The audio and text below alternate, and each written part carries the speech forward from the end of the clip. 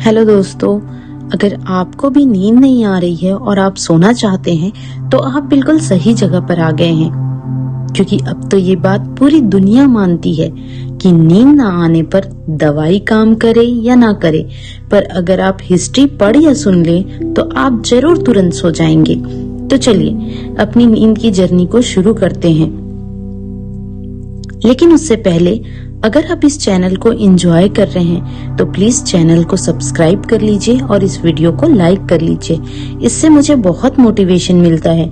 तो चलिए अब बत्ती बुझा लीजिए और फैन को धीमा कर लीजिए एक सॉफ्ट से बैकग्राउंड के लिए। अब अपनी आंखें बंद कीजिए, एक गहरी लंबी सांस लीजिए और महसूस कीजिए कि मुगल काल में आपका जीवन कैसा होता।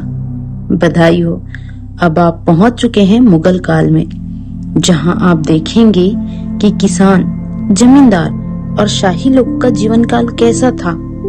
आखिर मुगल काल की शुरुआत कैसे हुई, कैसे उन्होंने पीढ़ी दर पीढ़ी यहाँ राज्य किया और मुगल औरतों को हरम में क्यों रखा जाता था। 16वीं-17वीं सदी के दौरान हिंदुस्तान में करीब 85% लोग गांवों में रहते थे। छोटे खेतीहर और भूमिहर सम्राट दोनों ही कृषि उत्पादन से जुड़े हुए थे और दोनों ही फसल के हिस्सों के दावेदार थे। इससे उनके बीच सहयोग, प्रतियोगिता और संघर्ष के रिश्ते बने। खेती से जुड़े इन तमाम रिश्तों के ताने बाने से गांव का समाज बनता था। इसी समय कई बाहरी ताकतें भी ग्रामीण दुनिया में दाखिल हुई। इनमें सबसे महत्वपूर्ण मुगल राज्य था, जो अपनी आमदनी का बहुत बड़ा हिस्सा कृषि उत्पादन से उगाहता था। राज्य के नुमाइंदे राजस्व निर्धारित करने वाले, राजस्व वसूली करने वाले, हिसाब रखने वाले ग्रामीण समाज पर काबू रखने की कोशिश करते थे। वे तसल्ली करना चाहते थे कि खेतों की जुताई हो और राज्य को उपज से अपने हिस्से का कर समय पर मिल जाया करे।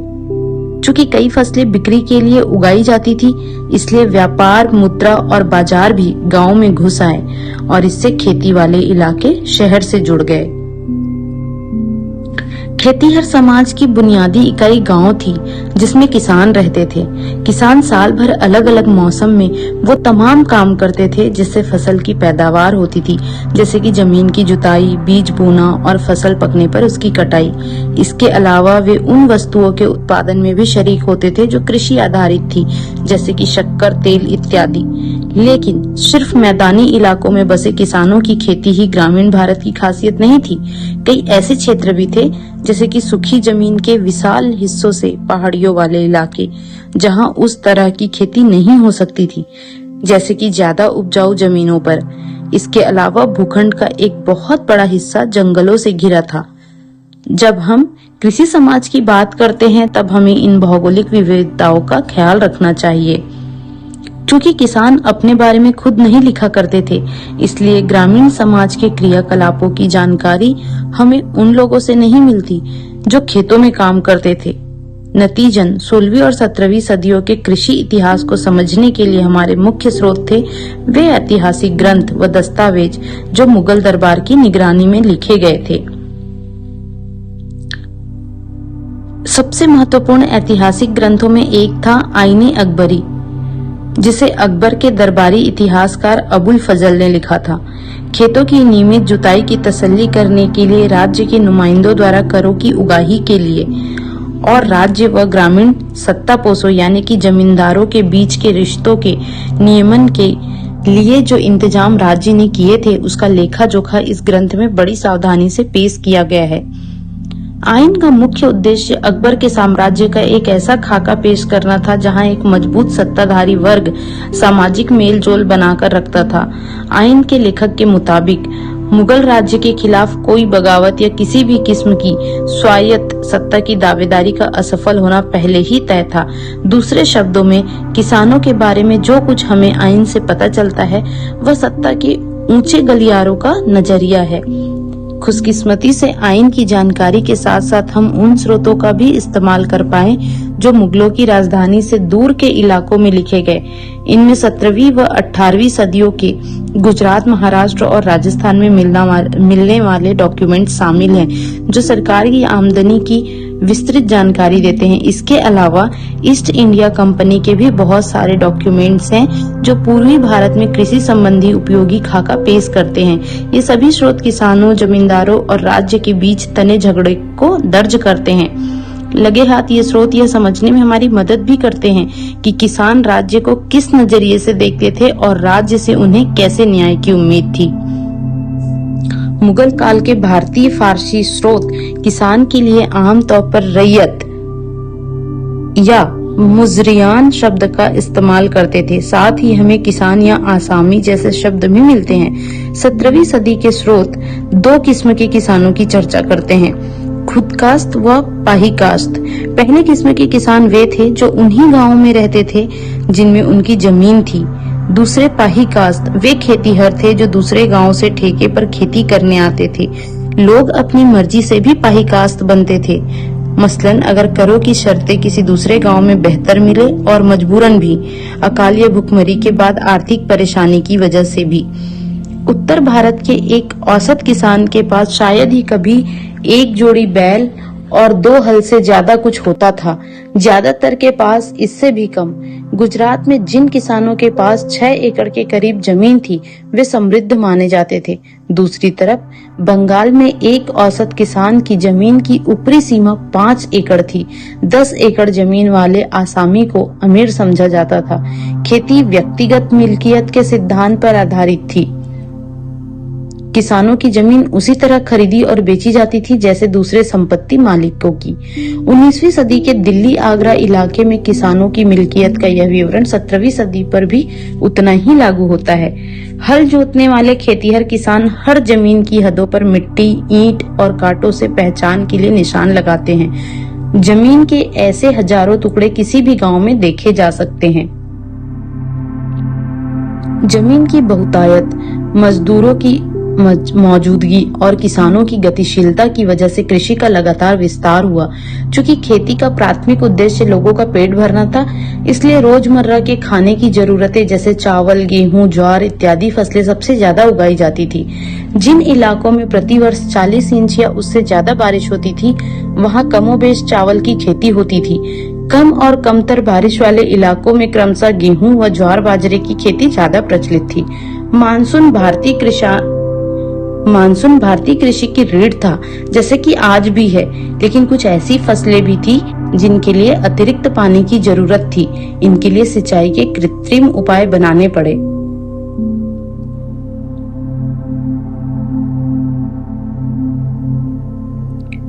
यह हिंदुस्तानी कृषि समाज की एक खासियत ही थी और इस खासियत ने मुगल शासक बाबर की तेज निगाहों को इतना चौंकाया कि उसने इसे अपने संस्मरण बाबरनामा में नोट किया।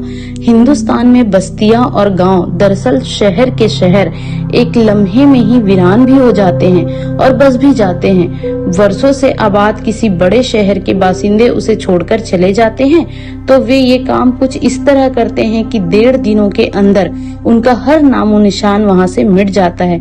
दूसरी ओर अगर वो किसी जगह पर बसना चाहते हैं तो उन्हें पानी के रास्ते खोदने की जरूरत नहीं होती, क्योंकि उनकी सारी फसलें बारिश के पानी में उगती है।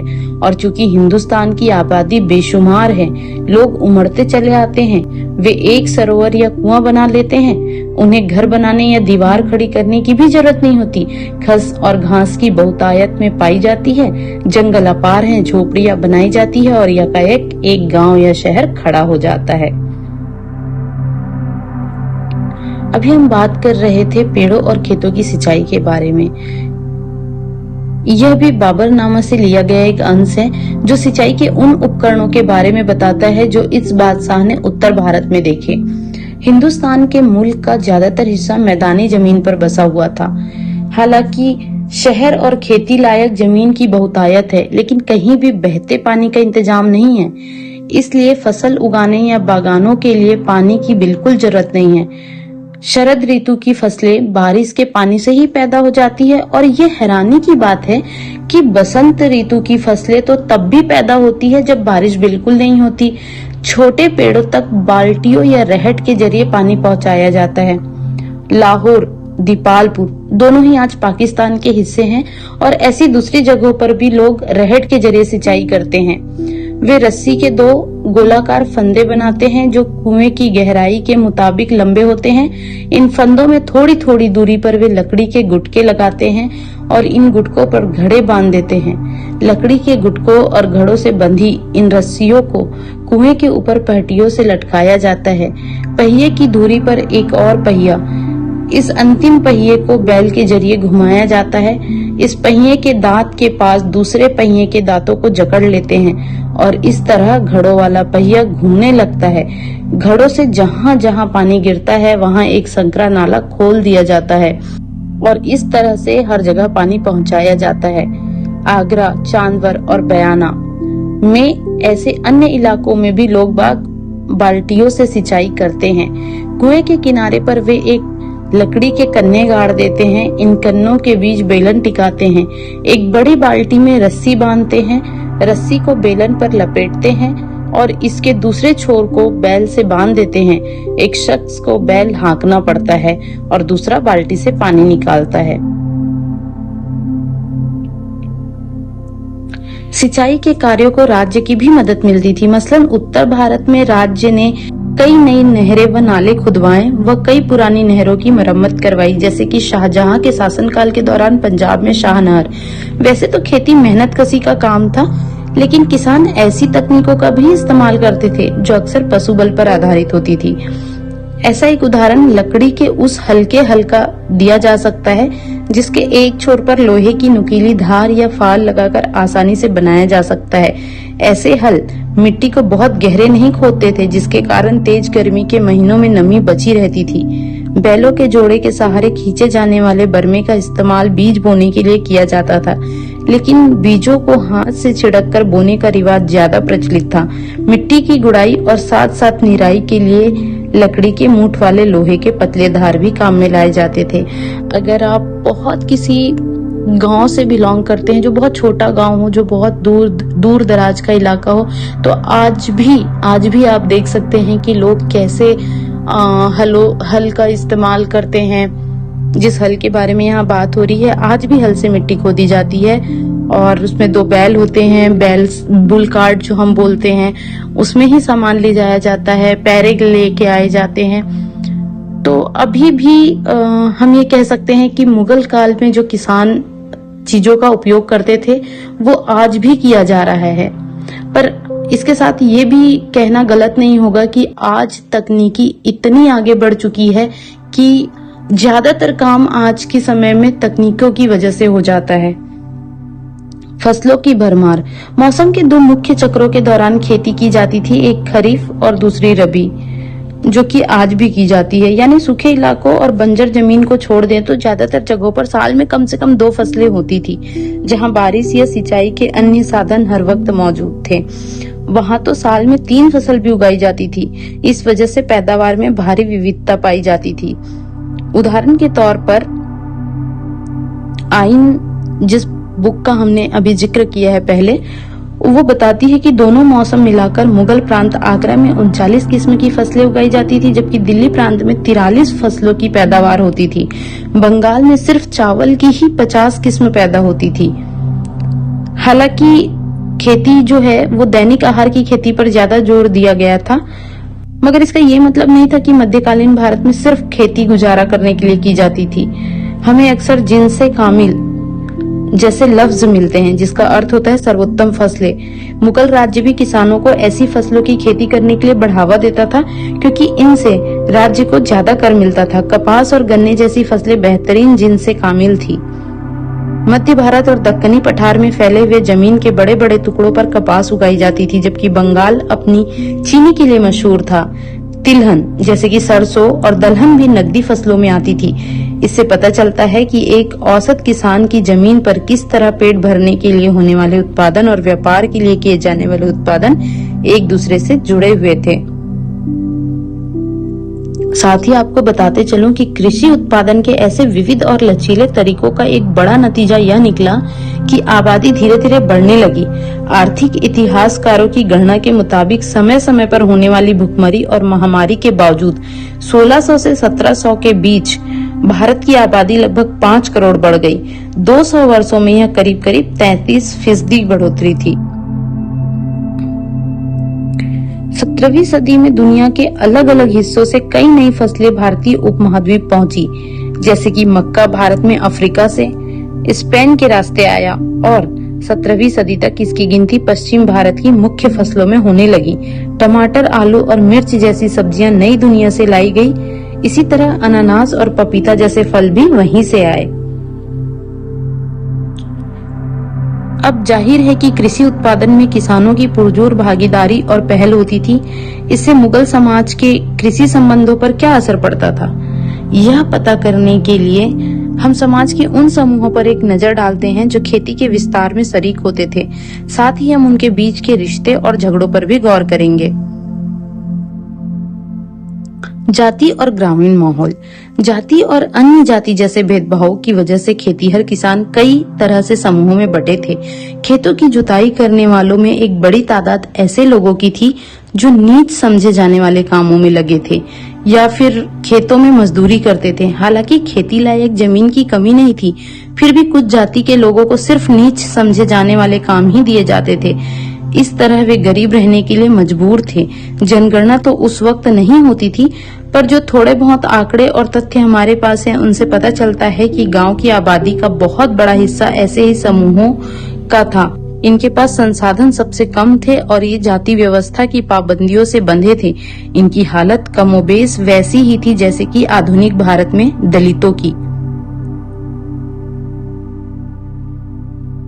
आधुनिक भारत का अर्थ अभी से नहीं है, मतलब इसका अर्थ आप ये मत समझ लीजिएगा कि हम अभी की बात कर रहे हैं। आधुनिक भारत जब स्टार्टिंग में जब हमारा देश आजाद हुआ, हम तब से बात कर रहे हैं। उस समय में स्थिति बहुत खराब थी। अभी अगर हम पहले से कंपेयर करें तो स्थिति बहुत अच्छी है।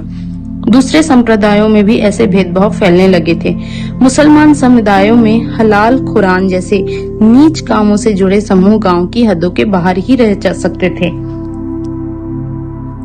इसी तरह बिहार में मल्लाह जादाओं, शाब्दिक अर्थ नाविकों के पुत्र की तुलना दासों से की जा सकती थी। अब जाहिर है कि जब समाज में अगर कोई नीचे तबके के लोगों को आपने डिवाइड कर दिया है और आपने सोच लिया है कि ये बहुत ही निचले तबके के लोग हैं, तो उन्हें ज्यादा काम नहीं मिल पा रहा है, लोग उनसे दूरी बना रहे हैं, तो उनकी आर्थिक स्थिति तो बहुत खराब होगी ही। समाज के निचले तबकों में जाति, गरीबी और सामाजिक हैसियत के बीच सीधा रिश्ता था। ऐसा बीच के समूह में नहीं था। 17वीं सदी में मारवाड़ में लिखी गई एक पुस्तक राजपूतों की चर्चा किसानों के रूप में करती है। इस किताब के मुताबिक जाट भी किसान थे, लेकिन जाति व्यवस्था में उनकी जगह राजपूतों के मुकाबले नीची थी। 17वीं सदी में राजपूत होने का दावा वृंदावन, जो उत्तर प्रदेश के इलाके में गौरव समुदाय ने भी किया है। बावजूद इसके कि वे जमीन की जुताई के काम में लगे थे, पशुपालन और बागबानी में बढ़ते मुनाफे की वजह से अहीर, गुज्जर और माली जैसी जातियां सामाजिक सीढ़ी में ऊपर उठी। पूर्वी इलाकों में पशुपालक और मछुआरी जातियां जैसे सदगोफ व कैवर्त भी किसानों की सी सामाजिक स्थिति पाने लगे। पंचायतें और मुखिया। गांव की पंचायत में बुजुर्गों का जमावड़ा होता था। आमतौर पर वे गांव के महत्वपूर्ण लोग हुआ करते थे, जिनके पास अपनी संपत्ति के पुश्तैनी अधिकार होते थे। जिन गांवों में कई जातियों के लोग रहते थे, वहां अक्सर पंचायत में भी विविधता पाई जाती थी। यह एक ऐसा अल्पतंत्र था जिसमें गांव के अलग अलग संप्रदायों और जातियों की नुमाइंदगी होती थी। फिर भी इसकी संभावना कम ही है कि छोटे मोटे और नीच काम करने वाले खेतीहर मजदूरों के लिए इनमें कोई जगह होती होगी। पंचायत का फैसला गांव में सबको मानना पड़ता था। पंचायत का सरदार एक मुखिया होता था, जिसे मुकरदम या मंडल कहते थे। कुछ स्रोतों से ऐसा लगता है कि मुखिया का चुनाव गांव के बुजुर्गों की आम सहमति से होता था और इस चुनाव के बाद उन्हें इसकी मंजूरी जमींदार से लेनी पड़ती थी। मुखिया अपने ओहदे पर तभी तक बना रहता था जब तक गांव के बुजुर्गों का उस पर भरोसा था। ऐसा नहीं होने पर बुजुर्ग उसे बर्खास्त कर सकते थे। गांव के आमदनी व खर्चे का हिसाब किताब अपनी निगरानी में बनवाना मुखिया का मुख्य काम था और इसमें पंचायत का पटवारी उसकी मदद करता था। पंचायत का खर्चा गांव के उस आम खजाने से चलता था जिसमें हर व्यक्ति अपना योगदान देता था। इस खजाने से उन कर अधिकारियों की खातिरदारी का खर्चा भी किया जाता था जो समय समय पर गांव का दौरा किया करते थे। दूसरी ओर इस कोष का इस्तेमाल बाढ़ जैसी प्राकृतिक विपदाओं से निपटने के लिए भी होता था और ऐसे सामुदायिक कार्यों के लिए भी जो किसान खुद नहीं कर सकते थे, जैसे कि मिट्टी के छोटे छोटे बांध बनाना, नहर खोदना। पंचायत का एक बड़ा काम यह तसल्ली करना था कि गांव में रहने वाले अलग अलग समुदाय के लोग अपनी जाति की हदों के अंदर रहे। पूर्वी भारत में सभी शादियां मंडल की मौजूदगी में होती थी। यूं कहा जा सकता है कि जाति की अवहेलना रोकने के लिए लोगों के आचरण पर नजर रखना गांव के मुखिया की जिम्मेदारियों में से एक था। पंचायतों को जुर्माना लगाने और समुदाय से निष्कासित करने जैसे ज्यादा गंभीर दंड देने के अधिकार थे। समुदाय से बाहर निकालना एक बड़ा कदम था जो एक सीमित समय के लिए लागू किया जाता था। इसके तहत दंडित व्यक्ति को गांव छोड़ना पड़ता था। उस समय में ऐसा होता था कि अगर मान लीजिए किसी ने गांव वालों की सहमति से या उनके बनाए नियम के अनुसार वो नियम नहीं माने तो उस समय में उसे गांव निकाला दिया जाता था। तो इस दौरान वह अपनी जाति और पेशे से हाथ धो बैठता था। ऐसी नीतियों का मकसद जातिगत रिवाजों की जो अवहेलना होती थी उसे रोकना था। ग्राम पंचायत के अलावा गांव में हर जाति की अपनी पंचायत होती थी। समाज में ये पंचायतें काफी ताकतवर होती थी। राजस्थान में जाति पंचायतें अलग अलग जातियों के बीच दीवानी के झगड़ों का निपटारा करती थी। वे जमीन से जुड़े दावेदारियों के झगड़े सुलझाती थी। यह तय करती थी कि शादियां जातिगत मानदंडों के मुताबिक हो रही है या नहीं, और यह भी कि गांव के आयोजन में किसको किसके ऊपर तरजीह दी जाएगी, कर्मकांडी वर्चस्व किस क्रम में होगा। फौजदारी न्याय को छोड़ दे तो ज्यादातर मामलों में राज्य जाति पंचायत के फैसलों को मानता था। पश्चिम भारत, खासकर राजस्थान और महाराष्ट्र जैसे प्रांतों के संकलित दस्तावेजों में ऐसी कई अर्जियां हैं जिनमें पंचायत से ऊंची जातियों या राज्य के अधिकारियों के खिलाफ जबरन कर उगाही की शिकायत की गई है। आमतौर पर यह अर्जियां ग्रामीण समुदाय के सबसे निचले तबके के लोग लगाते थे। अक्सर सामूहिक तौर पर ऐसी अर्जियां दी जाती थी। इनमें किसी जातीय संप्रदाय विशेष के लोग संभ्रांत समूहों की उन मांगों के खिलाफ अपना विरोध बताते थे जिन्हें वे नैतिक दृष्टि से अवैध मानते थे। उनमें से एक थी बहुत ज्यादा कर की मांग, क्योंकि इससे किसानों का दैनिक गुजारा ही जोखिम में पड़ जाता था। खासकर सूखे या ऐसी दूसरी विपदाओं के दौरान उनकी नजरों में जिंदा रहने के लिए न्यूनतम बुनियादी साधन उनका परंपरागत रिवाजी हक था। वे समझाते थे कि ग्राम पंचायत को इसकी सुनवाई करनी चाहिए और ये सुनिश्चित करना चाहिए कि राज्य अपना नैतिक फर्ज अदा करे और कुछ न्याय करे। निचली जाति के किसानों और राज्य के अधिकारियों जमींदारों के बीच झगड़ों में पंचायत के फैसले अलग अलग मामलों में अलग अलग हो सकते थे। अत्यधिक कर की मांगों के मामले में पंचायत अक्सर समझौते का सुझाव देती थी। जहां समझौते नहीं हो पाते थे वहां किसान विरोध के ज्यादा उग्र रास्ते अपनाते थे, जैसे कि गांव छोड़कर भाग जाना, जोतने लायक खाली जमीन अपेक्षाकृत आसानी से उपलब्ध थी जबकि श्रम को लेकर प्रतियोगिता थी। इस वजह से गांव छोड़कर भाग जाना खेतीहरों के हाथ में एक बड़ा प्रभावी हथियार था। ग्रामीण दस्तकार अलग अलग तरह के उत्पादन कार्य में जुटे लोगों के बीच फैले लेन देन के रिश्ते गांव का एक और रोचक पहलू था। अंग्रेजी शासन के शुरुआती वर्षों में किए गए गांवों के सर्वेक्षण और मराठाओं के दस्तावेज बताते हैं कि गांवों में दस्तकार काफी अच्छी तादाद में रहते थे। कहीं कहीं तो कुल घरों के 25% तक घर दस्तकारों के थे। कभी कभी किसानों और दस्तकारों के बीच फर्क करना मुश्किल होता था, क्योंकि कई ऐसे समूह थे जो दोनों किस्म के काम करते थे।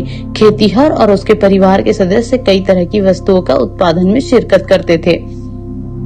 मसलन कपड़े पर छपाई, रंगाई, मिट्टी के बर्तनों को पकाना, खेती के औजारों को बनाना या उनकी मरम्मत करना। उन महीनों में जब उनके पास खेती के काम से फुर्सत होती, जून और जुलाई के पहले वीक में बहुत लोग अपनी फसल उगाने रख देते हैं, मतलब बुआई करते हैं। फिर उसके बाद जब वो फसल थोड़ी ऊपर आ जाती है तो उसे वापस से वो लोग खेत में लगाते हैं और फिर उसके बाद उस फसल की कटाई होती है, जो कि होती है नवंबर दिसंबर के महीने में। तो इस बीच में जब उनके पास जो समय बचता है किसानों के पास, तो वहां पे वो लोग अपनी अपनी दस्तकारी का काम करते थे। कुम्हार, लोहार, बढ़ई, नाई, यहाँ तक कि सुनार जैसे ग्रामीण के दस्तकार भी अपनी सेवाएं गांव के लोगों को देते थे, जिसके बदले गांव वाले उन्हें अलग अलग तरीकों से उन सेवाओं के बदले अदायगी करते थे। आमतौर पर या तो उन्हें फसल का एक हिस्सा दे दिया जाता था या फिर गांव के जमीन का एक टुकड़ा, शायद कोई ऐसी जमीन जो खेती के लायक होने के बावजूद बेकार पड़ी थी। अदायगी की सूरत क्या होगी ये शायद पंचायत ही तय करती थी। महाराष्ट्र में ऐसी जमीन दस्तकारों की मिरास या वतन बन गई थी जिस पर दस्तकारों की पुश्तैनी अधिकार होता था।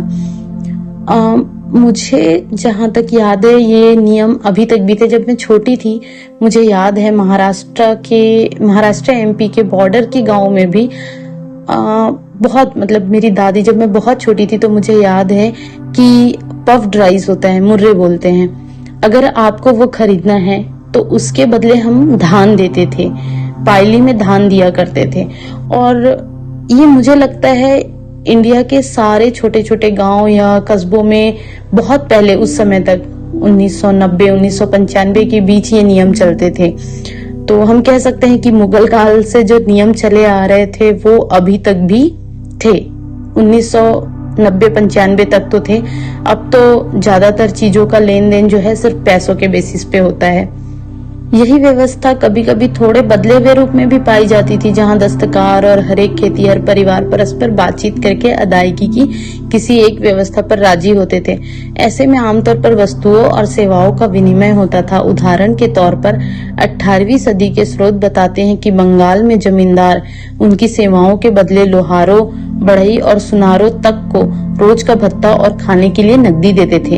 इस व्यवस्था को जजमानी कहते थे। हालांकि यह शब्द 16वीं व 17वीं सदी में बहुत इस्तेमाल नहीं होता था। यह सबूत मजेदार है क्योंकि इनसे पता चलता है कि गांव के छोटे स्तर पर फेरबदल के रिश्ते कितने पेचीदा थे। ऐसा नहीं है कि नगद अदायगी का चलन बिल्कुल ही नदारद था। ग्रामीण समुदाय की अहमियत को हम ऐसे समझ सकते हैं कि 19वीं सदी के कुछ अंग्रेज अफसरों ने जब भारतीय गांवों को एक छोटे गणराज्य के रूप में देखा, जहां लोग सामूहिक स्तर पर भाईचारे के साथ साथ संसाधनों और श्रम का बंटवारा करते थे, लेकिन ऐसा नहीं लगता कि गांव में सामाजिक बराबरी थी। संपत्ति का व्यक्तिगत मिल्कियत होती थी, साथ ही जाति और लिंग के आधार पर समाज में गहरी विषमताएं थी। कुछ ताकतवर लोग गांव के मसलों पर फैसले लेते थे और कमजोर वर्गों का शोषण करते थे। न्याय करने का अधिकार भी उन्हीं को मिला हुआ था। इससे भी महत्वपूर्ण बात यह थी कि गांवों और शहरों के बीच होने वाले व्यापार की वजह से गांव में भी नकद के रिश्ते फैल चुके थे। मुगलों के केंद्रीय इलाकों में कर की गणना और वसूली भी नकद में की जाती थी। जो दस्तकार निर्यात के लिए उत्पादन करते थे उन्हें उसकी मजदूरी या पूर्व भुगतान भी नकद में ही मिलता था। इसी तरह कपास, रेशम या नील जैसी व्यापारिक फसलें पैदा करने वालों का भुगतान भी नकदी ही होता था।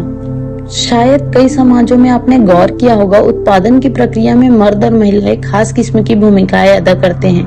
जिस संदर्भ में हम बात कर रहे हैं वहाँ महिलाएं और मर्द कंधे से कंधा मिलाकर खेतों में काम करते थे।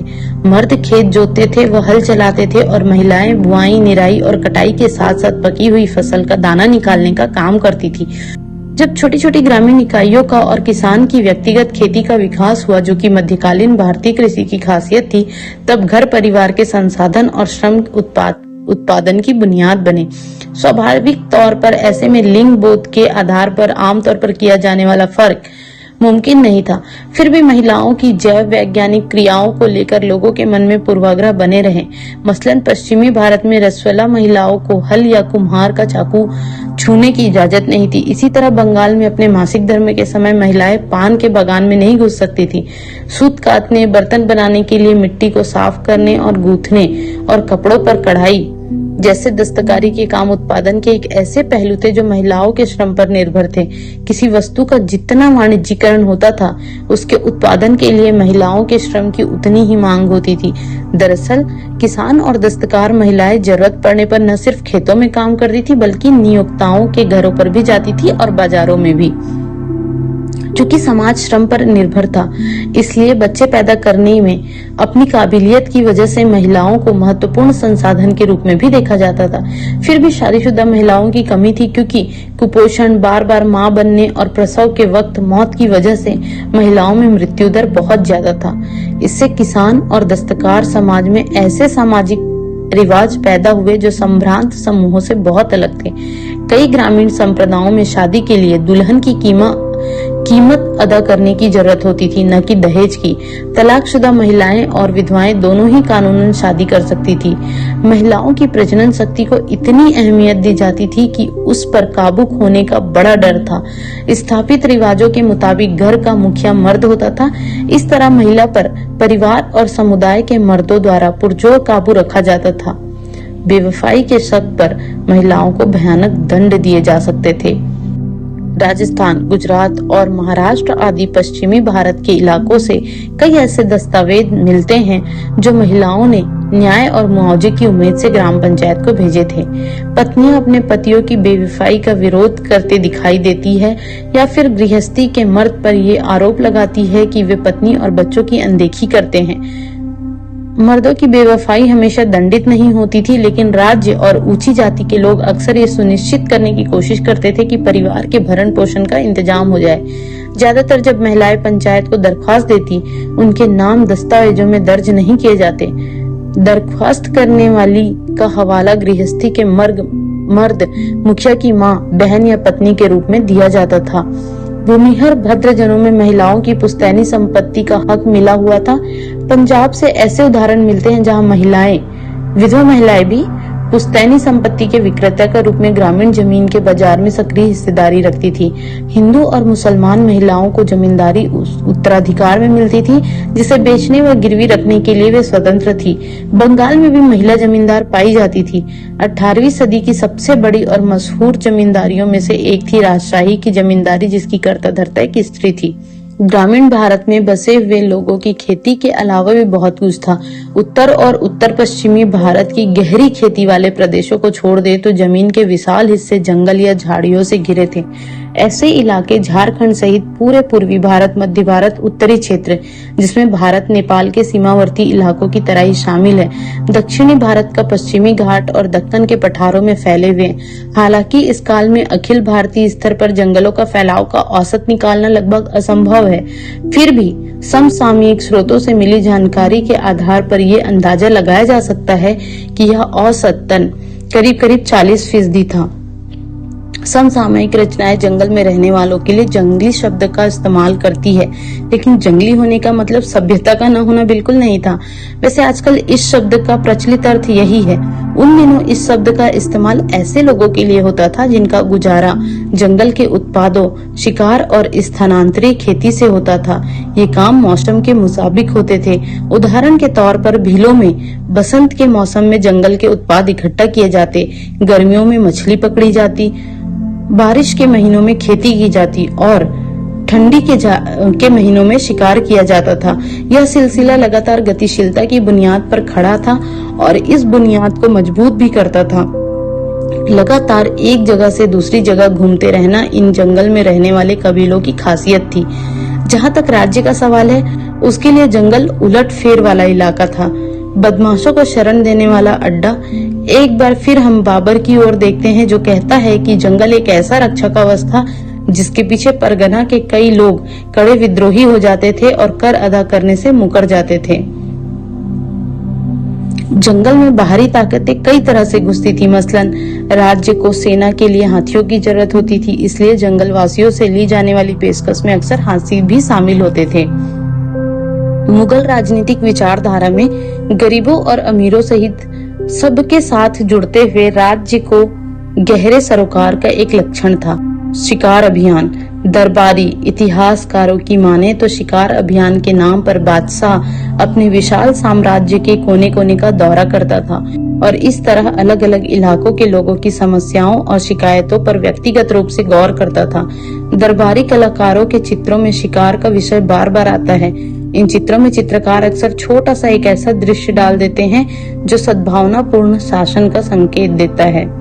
अवध सूबे के मैदानी इलाकों और पहाड़ी कबीलों के बीच होने वाले लेन देन के बारे में अबुल फजल ने कुछ इस तरह लिखा है कि उत्तर के पहाड़ों से इंसानों मोटे मोटे घोड़ों और बकरों की पीठ पर लाद कर बेशुमार सामान ले आए जाते थे, जैसे कि सोना, तांबा, शीशा, कस्तूरी, याक की पूंछ, शहद, संतरे के रस, नींबू के रस के साथ उबालकर बनाया जाने वाला एक अम्ल, अनारदाना, अदरक, लंबी मिर्च की मजीठ, लाल रंग का बनाया जाने वाला एक जड़े, सुहागा, हल्दी जैसी एक जड़, मोम, ऊनी कपड़े, लकड़ी के सामान, चील, बाज, काले बाज पक्षी का ही एक किस्म होता है, मरलीन, तितर और अन्य वस्तुएं। इसके बदले वे सफेद और रंगीन कपड़े, कहरुबा, एक पीला भूरा धातु जिसे गहने बनाए जाते हैं, नमक, हींग, गहने, शीशे व मिट्टी के बर्तन वापिस ले जाते हैं। वाणिज्यिक खेती का असर बाहरी कारक के रूप में जंगल वासियों की जिंदगी पर भी पड़ता है। जंगल के उत्पाद जैसे शहद, मधु, मोम और लाख की बहुत मांग थी। लाख जैसी कुछ वस्तुएं तो 17वीं सदी में भारत से समुद्र पार होने वाले निर्यात की मुख्य वस्तुएं थे। हाथी भी पकड़े और बेचे जाते थे। व्यापार के तहत वस्तुओं की अदला बदली भी होती थी। कुछ कबीले भारत और अफगानिस्तान के बीच होने वाले जमीनी व्यापार में लगे थे, जैसे पंजाब का लोहानी कबीला। वे पंजाब के गांवों और शहरों के बीच होने वाले व्यापार में भी शिरकत करते थे। सामाजिक कारणों से भी जंगलवासियों के जीवन में बदलाव आए। कबीलों के भी सरदार होते थे, बहुत कुछ ग्रामीण समुदाय के बड़े आदमियों की तरह। कई कबीलों के सरदार जमींदार बन गए, कुछ तो राजा भी हो गए। ऐसे में उन्हें सेना खड़ी करने की जरूरत हुई। उन्होंने अपने ही खानदान के लोगों को सेना में भर्ती किया या फिर अपने ही भाई बंधुओं से सैन्य सेवा की मांग की। सिंध इलाके की कबीलाई सेनाओं में 6000 घुड़सवार और 7000 पैदल सिपाही होते थे। असम में अहोम राजाओं के अपने पायक होते थे। ये वो लोग थे जिन्हें जमीन के बदले सैनिक सेवा देनी पड़ती। अहोम राजाओं ने जंगली हाथी पकड़ने पर भी अपने एकाधिकार का ऐलान कर रखा था। हालांकि कबीलाई व्यवस्था से राजतांत्रिक प्रणाली की तरफ संक्रमण बहुत पहले ही शुरू हो चुका था, लेकिन ऐसा लगता है कि 16वीं सदी में आकर ही यह प्रक्रिया पूरी तरह विकसित हुई। इसकी जानकारी हमें उत्तर पूर्वी इलाकों में कबीलाई राज्यों के बारे में आइन की बातों से मिलती है। उदाहरण के तौर पर 16वीं 17वीं सदी में कोच राजाओं ने पड़ोसी कबीलों के साथ एक के बाद एक युद्ध किया और उन पर अपना कब्जा जमा लिया। जंगल के इलाकों में नए सांस्कृतिक प्रभाव का विस्तार भी हुआ। कुछ इतिहासकारों ने तो दरअसल यह भी सुझाया है कि नए बसे इलाकों के खेतीहर समुदाय ने जिस तरह धीरे धीरे इस्लाम को अपनाया, उसमें सूफी संतों ने एक बड़ी भूमिका अदा की थी। अब देखते हैं कि जमींदारों का जीवन कैसा था मुगल काल में। मुगल भारत में कृषि संबंधों की हमारी दास्तान तब तक अधूरी रहेगी जब तक गांवों में रहने वाले एक ऐसे तबके की बात न कर लें जिनकी कमाई तो खेती से आती थी, लेकिन जो कृषि उत्पादन में सीधे हिस्सेदारी नहीं रखते थे। ये जमींदार थे जो अपनी जमीन के मालिक होते थे और जिन्हें ग्रामीण समाज में ऊंची हैसियत की वजह से कुछ खास सामाजिक और आर्थिक सुविधाएं मिली हुई थी। जमींदारों की बढ़ी हुई हैसियत के पीछे एक कारण था जाति, दूसरा कारण था वे लोग राज्य को कुछ खास किस्म की सेवाएं देते थे। जमींदारों की समृद्धि की वजह थी उनकी विस्तृत व्यक्तिगत जमीन। इन्हें मिल्कियत कहते थे, यानी संपत्ति। संपत्ति जमीन पर जमींदार के निजी इस्तेमाल के लिए खेती होती थी। अक्सर इन जमीनों पर दिहाड़ी के मजदूर या पराधीन मजदूर काम करते थे। जमींदार अपनी मर्जी के मुताबिक इन जमीनों को बेच सकते थे, किसी और के नाम कर सकते थे या उन्हें गिरवी रख सकते थे। जमींदारों की ताकत इस बात से भी आती थी कि वे अक्सर राज्य की ओर से कर वसूल कर सकते थे। इसके बदले उन्हें वित्तीय मुआवजा मिलता था। सैनिक संसाधन उनकी ताकत का एक और जरिया था। ज्यादातर जमींदारों के पास अपने किले भी थे और अपनी सैनिक टुकड़ियां भी, जिसमें घुड़सवारों, तोपखाने और पैदल सिपाहियों के जत्थे होते थे। इस तरह हम मुगल कालीन गांवों में सामाजिक संबंधों की कल्पना एक पिरामिड के रूप में करें तो जमींदार इसके सक्रिय शीर्ष पर हिस्सा थे। अबुल फजल इस ओर इशारा करते हैं कि ऊंची जाति के ब्राह्मण राजपूत गठबंधन ने ग्रामीण समाज पर पहले ही अपना ठोस नियंत्रण बना रखा था। इसमें तथाकथित मध्यम जातियों की भी खासी नुमाइंदगी थी। जैसा कि हमने पहले ही कहा है, इसी तरह कई मुसलमान जमींदारों की भी थी। समसामयिक दस्तावेजों से ऐसा लगता है कि जंग में जीत जमींदारों की उत्पत्ति का संभावित स्रोत रहा होगा। अक्सर जमींदारी फैलाने का एक तरीका था ताकतवर सैनिक सरदारों द्वारा कमजोर लोगों को बेदखल करना, मगर इसकी संभावना कम ही है कि किसी जमींदार को इतने आक्रामक रुख की इजाजत राज्य देता हो जब तक कि एक राज्यादेश के जरिए इसकी पुष्टि पहले ही न कर दी गई हो। इससे भी महत्वपूर्ण थी जमींदारी को पुख्ता करने की धीमी प्रक्रिया। स्रोतों में इसके दस्तावेज भी शामिल हैं। ये कई तरीके से किया जा सकता था। नई जमीनों को बसाकर, मतलब जंगलों को काटकर खेत बनाना, अधिकारों के हस्तांतरण के जरिए, राज्य के आदेश से या फिर खरीद कर के जरिए। यही वे प्रक्रियाएं थी जिनके जरिए अपेक्षाकृत निचली जातियों के लोग भी जमींदारों के दर्जे में दाखिल हो सकते थे, क्योंकि इस काल में जमींदारी धड़ल्ले से खरीदी और बेची जाती थी। कई कारणों ने मिलकर परिवार या वंश पर आधारित जमींदारियों को पुख्ता होने का मौका दिया। मसलन राजपूतों और जाटों ने ऐसी रणनीति अपनाकर उत्तर भारत में जमीन की बड़ी बड़ी पट्टियों पर अपना नियंत्रण पुख्ता किया। इसी तरह मध्य और दक्षिण पश्चिम बंगाल में किसान पशुचारियों जैसे सदगोप ने ताकतवर जमींदारियां खड़ी की। जमींदारों ने खेती लायक जमीनों को बसाने में अगुवाई की और खेतीहरों को खेती के साजो सामान व उधार देकर उन्हें वहां बसने में भी मदद की। जमींदारी की खरीद फरोख्त से गांवों के मौद्रीकरण की प्रक्रिया में तेजी आई। इसके अलावा जमींदार अपनी मिल्कियत की जमीनों की फसल भी बेचते थे। ऐसे सबूत हैं जो दिखाते हैं कि जमींदार अक्सर बाजार स्थापित करते थे जहां किसान भी अपनी फसलें बेचने आते थे।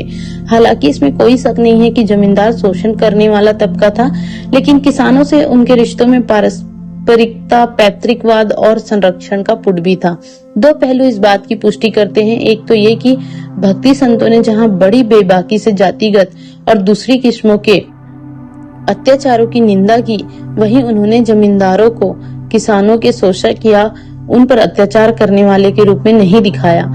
आमतौर पर राज्य का राजस्व अधिकारी ही उनके गुस्से का निशाना बना। दूसरे, 17वीं सदी में भारी संख्या में कृषि विद्रोह हुए और उनमें राज्य के खिलाफ जमींदारों को अक्सर किसानों का समर्थन मिला। जमीन से मिलने वाला राजस्व मुगल साम्राज्य की आर्थिक बुनियाद थी। इस कारण से कृषि उत्पादन पर नियंत्रण रखने के लिए और तेजी से फैलते हुए साम्राज्य के इलाकों में आकलन व वसूली के लिए जरूरी था। इस तरह हिसाब रखने वाले और राजस्व अधिकारी खेती की दुनिया में दाखिल हुए और कृषि संबंधों की शक्ल देने के लिए एक निर्णायक ताकत के रूप में उभरे। लोगों पर कर का बोझ निर्धारित करने से पहले मुगल राज्य ने जमीन और उस पर होने वाले उत्पादन के बारे में खास किस्म की सूचनाएं इकट्ठा करने की कोशिश की। भू राजस्व के इंतजामात के दो चरण थे। पहला कर निर्धारण और दूसरा वास्तविक वसूली। जमा निर्धारित रकम थी और हासिल सचमुच वसूली की गई रकम। अमील गुजार या राजस्व वसूली करने वाले के कामों में सूची में अकबर ने यह हुक्म दिया कि उसे अमील गुजार कोशिश करनी चाहिए कि खेतीहर नगद भुगतान करे, वही फसलों में भुगतान का विकल्प भी खुला रहे। राजस्व निर्धारित करते समय राज्य अपना हिस्सा ज्यादा से ज्यादा रखने की कोशिश करता था, मगर स्थानीय हालात की वजह से कभी-कभी सचमुच में इतनी वसूली कर पाना असंभव हो पाता था। हर प्रांत में जोती हुई जमीन और जोतने लायक जमीन दोनों की नपाई की गई। अकबर के शासनकाल में अबुल फजल ने आइन में ऐसी जमीनों के सभी आंकड़ों को संकलित किया। उसके बाद के बादशाहों के शासनकाल में भी जमीन की नपाई के प्रयास जारी रहे। मसलन 1665 में औरंगजेब ने अपने राजस्व कर्मचारी को स्पष्ट निर्देश दिया कि हर गांव में खेतीहरों की संख्या का सालाना हिसाब रखा जाए। इसके बावजूद सभी इलाकों की नपाई सफलतापूर्वक नहीं हुई, जैसा कि उपमहाद्वीप के कई बड़े हिस्से जंगलों से घिरे हुए थे और इसकी नपाई नहीं हुई। अकबर के शासन में भूमि का वर्गीकरण। अकबर बादशाह ने अपनी गहरी दूरदर्शिता के साथ जमीनों का वर्गीकरण किया और हर एक वर्ग के लिए अलग अलग राजस्व निर्धारित किया। पोलज वह जमीन है जिसमें एक के बाद एक हर फसल की सालाना खेती होती है और जिसे कभी खाली नहीं छोड़ा जाता। परौती वह जमीन है जिस पर कुछ दिनों के लिए खेती रोक दी जाती है ताकि वह अपनी खोई ताकत वापस पा सके। चचर वह जमीन है जो 3 या 4 वर्षों तक खाली रहती है। बंजर वह जमीन है जिस पर 5 या उससे ज्यादा वर्षों से खेती नहीं की गई हो। पहले 2 प्रकार की जमीन की 3 किस्में हैं, अच्छी, मध्यम और खराब। वे हर किस्म की जमीन के उत्पादन को जोड़ देते हैं और इसका तीसरा हिस्सा मध्यम उत्पाद माना जाता है, जिसका 1/3 हिस्सा शाही शुल्क माना जाता है। आइन से यह एक और अनुच्छेद है, अमील गुजार सिर्फ नगद लेने की आदत न डाले, बल्कि फसल भी लेने के लिए तैयार रहे। यह बाद वाला तरीका है, यह कई तरीके से काम में लाया जा सकता है। पहला, कण कुतः। हिंदी जुबान में कण का मतलब है अनाज और कुतः अंदाजा, अगर कोई शक हो तो फसल को 3 अलग अलग पुलिंदों में काटना चाहिए, अच्छा, मध्यम और बदतर, और इस तरह शक दूर करना चाहिए। अक्सर अंदाज से किया गया जमीन का आकलन भी पर्याप्त रूप से सही नतीजा देता है। दूसरा, बटाई, जिसे भावली भी कहते हैं। फसल काटकर जमा कर लेते हैं और फिर सभी पक्षियों की मौजूदगी में व रजामंदी में बंटवारा करते हैं, लेकिन इसमें कई समझदार निरीक्षकों की जरूरत पड़ती है, वरना दुष्ट बुद्धि व मक्कार धोखेबाजी की नीयत रखते हैं। तीसरे, खेत बटाई, जब वे बीज बोने के बाद खेत बांट लेते हैं। चौथे, लौंग बटाई, फसल काटने के बाद वे उसका ढेर बना लेते हैं और फिर उसे अपने में बांट लेते हैं और हर एक पक्ष का अपना हिस्सा घर ले जाता है, उसे मुनाफा कमाता है। मुगल साम्राज्य एशिया के उन बड़े साम्राज्यों में था जो 16वीं व 17वीं सदी में सत्ता व संसाधनों पर अपनी पकड़ मजबूत बनाने में कामयाब रहे। ये साम्राज्य थे मिंग चीन में, सफावी ईरान में और ऑटोमन तुर्की में। इन साम्राज्यों की राजनीतिक स्थिरता ने चीन से लेकर भूमध्य सागर तक जमीनी व्यापार का जीवंत जाल बिछाने में मदद की। खोजी यात्राओं से और नई दुनिया के खुलने से यूरोप के साथ एशिया के, खासकर भारत के व्यापार में भारी विस्तार हुआ। इस वजह से भारत के समुद्र पार व्यापार में एक और भौगोलिक विविधता आई तो दूसरी ओर कई नई वस्तुओं का व्यापार भी शुरू हुआ। लगातार बढ़ते व्यापार के साथ भारत से निर्यात होने वाली वस्तुओं का भुगतान करने के लिए एशिया में भारी मात्रा में चांदी आई। इस चांदी का एक बड़ा हिस्सा भारत की तरफ खिंच गया। यह भारत के लिए अच्छा था क्योंकि यहाँ चांदी के प्राकृतिक संसाधन नहीं थे। नतीजन 16वीं से 18वीं सदी के बीच भारत में धातु मुद्रा, खासकर चांदी के रुपयों की उपलब्धि में अच्छी स्थिरता बनी रही। इसके साथ ही एक तरफ तो अर्थव्यवस्था में मुद्रा संचार और सिक्कों की ढलाई में अभूतपूर्व विस्तार हुआ, दूसरी तरफ मुगल राज्य को नकदी कर उगाहने में आसानी हुई। इटली के एक मुसाफिर जोवान्नी कारेरी, जो लगभग 1690 ईस्वी में भारत से होकर गुजरा था, ने इस बात का बड़ा सजीव चित्र पेश किया है कि किस तरह चांदी तमाम दुनिया से होकर भारत पहुंचती है। उसी से हमें यह पता चलता है कि 17वीं सदी के भारत में बड़ी अद्भुत मात्रा में नगद और वस्तुओं का आदान प्रदान हो रहा था। जोवान्नी कारेरी के लेख, बर्नियर के लेख पर आधारित में निम्नलिखित अंश से हमें पता चलता है कि मुगल साम्राज्य में कितनी भारी मात्रा में बाहर से धन आ रहा था। मुगल साम्राज्य की धन संपत्ति का अंदाजा लगाने के लिए पाठक इस बात पर गौर करे कि दुनिया भर में बिचरने वाला सारा सोना चांदी आखिरकार यहीं पहुंच जाता है। ये सब जानते हैं कि इसका बहुत बड़ा हिस्सा अमेरिका से आता है और यूरोप के कई राज्यों से होते हुए थोड़ा सा हिस्सा कई तरह की वस्तुओं के लिए तुर्की में जाता है और थोड़ा सा हिस्सा रेशम के लिए स्मिर्ना होते हुए फारस पहुंचता है।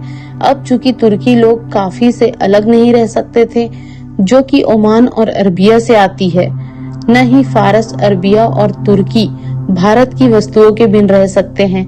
मुद्रा की विशाल मात्रा लाल सागर पर बेबल मंडेल के पास स्थित मोचा भेजते हैं, फारस की खाड़ी पर स्थित बसरा भेजते हैं। बाद में ये सारी संपत्ति जहाजों से हिंदुस्तान कहा जाता है, जिसे अभी जो अब इंडिया है, भेज दी जाती है। भारतीय जहाजों के अलावा जो डच, अंग्रेजी और पुर्तगाली जहाज हर साल हिंदुस्तान की वस्तुएं लेकर पेगू, तानसेरी, श्याम, सिलोन, मालदीव के टापू, मोजाम्बिक और अन्य जगह ले जाते हैं, निश्चित तौर पर बहुत सारा सोना चांदी इन देशों से लेकर हिंदुस्तान पहुंचाना पड़ता है।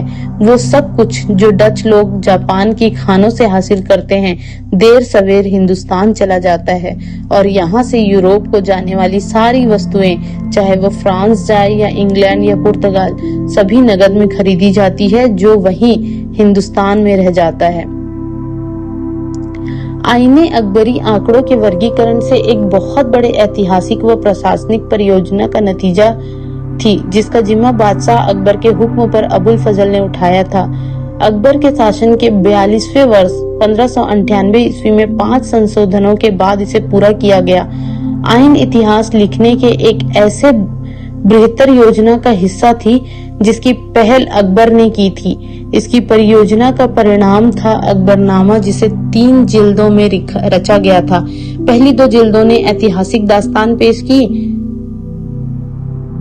तीसरी जिल्द आईने अकबरी को शाही नियम कानून के सारांश और साम्राज्य के एक राजपत्र की सूरत में संकलित किया गया।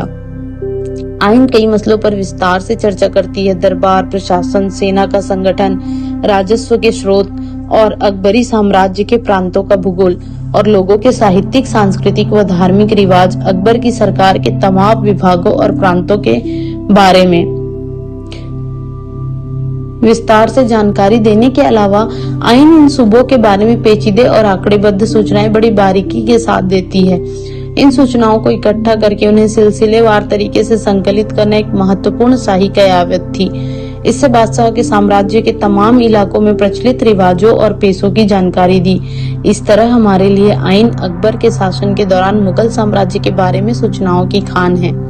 पिछली पूरी जानकारी के आधार पर निष्कर्ष ये निकलता है कि भारत में जो मुगल काल के दौरान जीवन स्थान, सामाजिक वर्ग और धर्म जैसे कारकों के आधार पर काफी भिन्न था, लेकिन कुछ सामान्य विशेषताएं थी जिन्हें हम आम भारतीय के लिए उजागर किया जा सकता है।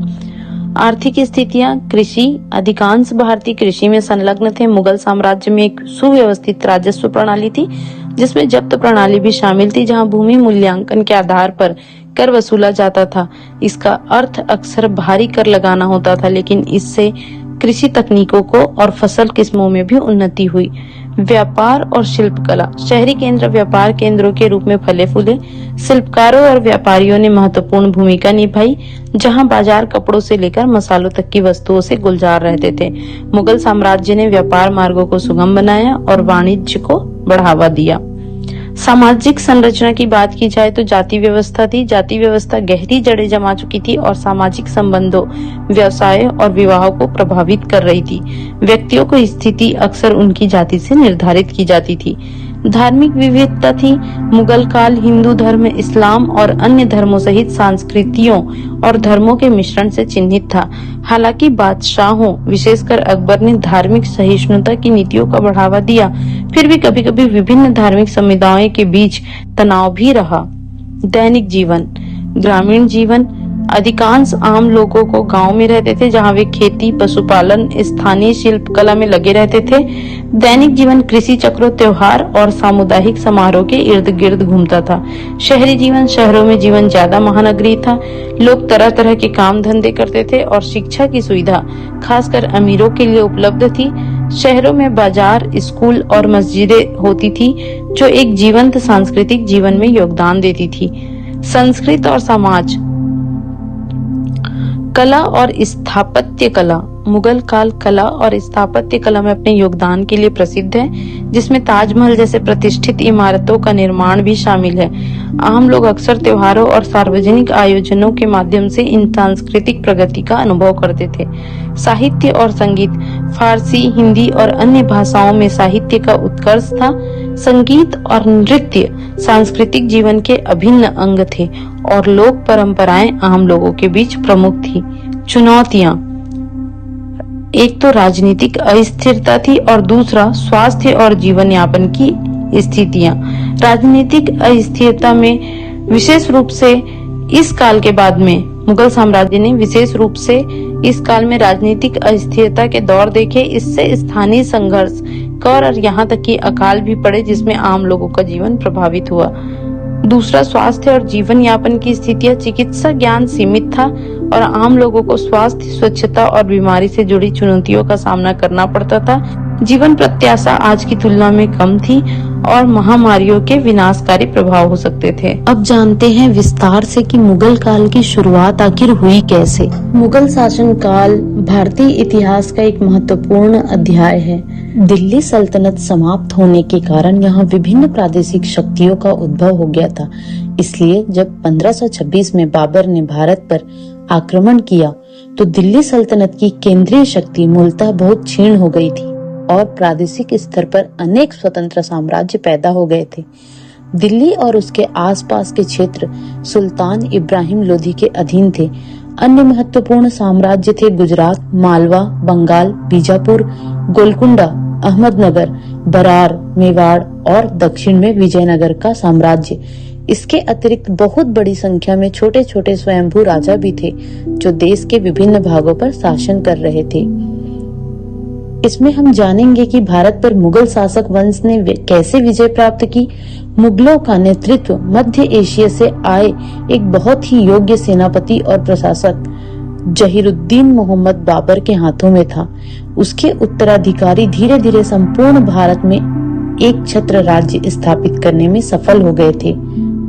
आइए भारत में बाबर के आगमन से शुरुआत करते हैं।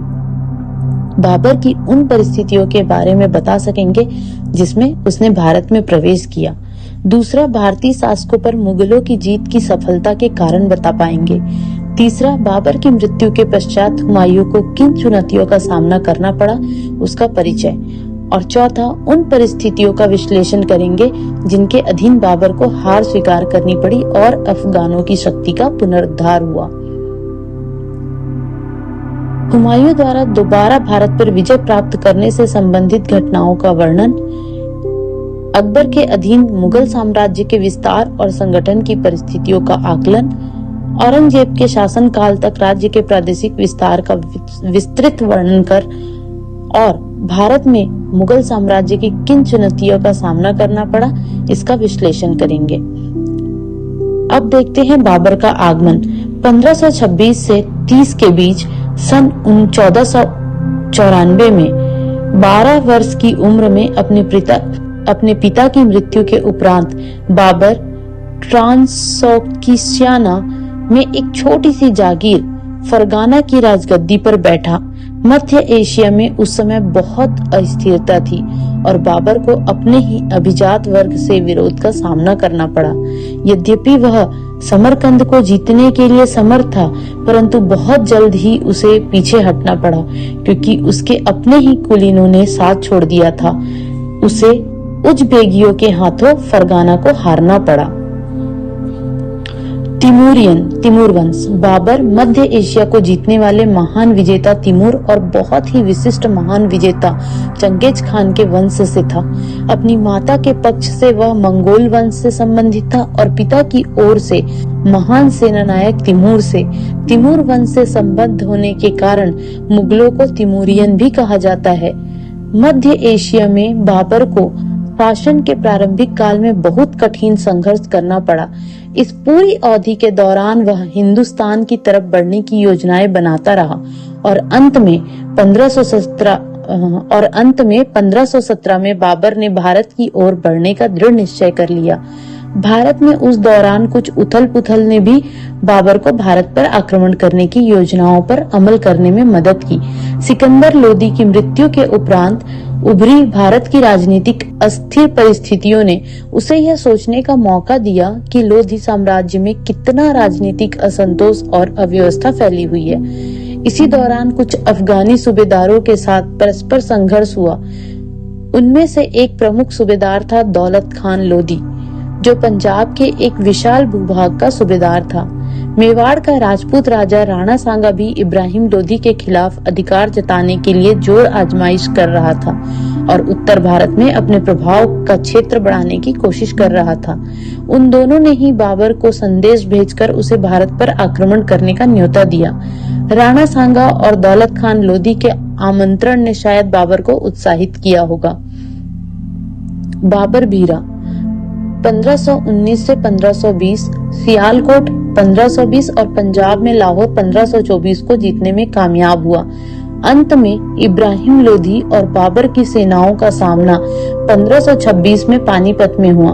बाबर की सेना में कम संख्या में सैनिकों के बावजूद उनकी सैनिक व्यवस्था बहुत ही श्रेष्ठ थी। पानीपत की लड़ाई में बाबर की जीत उसकी सैनिक पद्धतियों की एक बड़ी जीत थी। बाबर की सेना में 12,000 सैनिक थे, जबकि इब्राहिम के पास औसतन 1 लाख सैनिक बल था। युद्ध के मैदान में आमने सामने की लड़ाई में बाबर की युद्ध नीतियां बहुत ही अद्वितीय थी। उसने युद्ध लड़ने के लिए रूमी ऑटोमेन युद्ध पद्धति को अपनाया। उसने इब्राहिम की सेना को 2 पंक्तियों से घेर लिया। बीच में से उसके घुड़सवारों ने तीरों से और अनुभवी ओटोमैन तोपचियों ने तोपों से आक्रमण किया। खाइयों और राह में खड़ी की गई बाधाओं से सेना को दुश्मन के विरुद्ध आगे बढ़ने में बचाव का काम किया।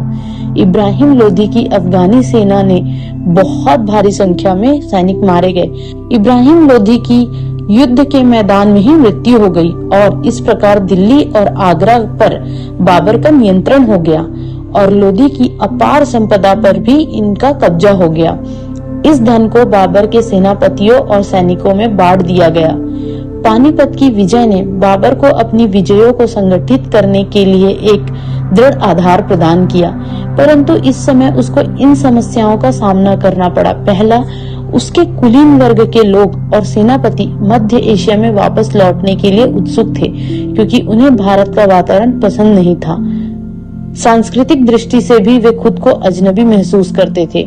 दूसरा, राजपूत मेवाड़ के राजा राणा सांगा के नेतृत्व के अधीन अपनी शक्ति को एकजुट करने में लगे हुए थे और मुगल सेनाओं को खदेड़ना चाहते थे।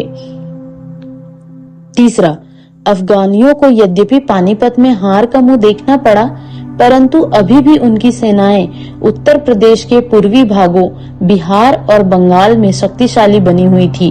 वे अपनी खोई शक्ति को पुनः संगठित करने में लगे हुए थे। प्रारंभ में बाबर ने अपने साथियों और कुलीनों को वहीं रुके रहने के लिए और जीते गए प्रदेशों को संगठित करने में उसकी मदद करने के लिए राजी कर लिया। इस कठिन काम में सफलता हासिल करने के बाद उसने अपने पुत्र हुमायूं को पूर्व में बसे अफगानियों का सामना करने के लिए भेजा। मेवाड़ के राणा सांगा बहुत बड़ी संख्या में राजपूत राजाओं का समर्थन एकत्रित करने में सफल हो गए। इनमें प्रमुख थे जालौर, सिरोही, डूंगरपुर, अंबर, मेड़ता इत्यादि। चंदेरी के मेदिनी राय, मेवात के हसन खान और सिकंदर लोदी के छोटे बेटे महमूद लोदी भी अपनी सेनाओं सहित राणा सांगा के साथ आ मिले। शायद राणा सांगा को आशा थी कि बाबर काबुल वापस चला जाएगा। बाबर के यहीं रुके रहने से राणा सांगा की महत्वाकांक्षाओं को गहरा झटका लगा। बाबर को भी पूरी तरह यह समझ आ गया कि जब तक राणा की शक्ति को छीन नहीं किया गया जाएगा, तब तक भारत में अपनी स्थिति को संगठित करना उसके लिए असंभव होगा।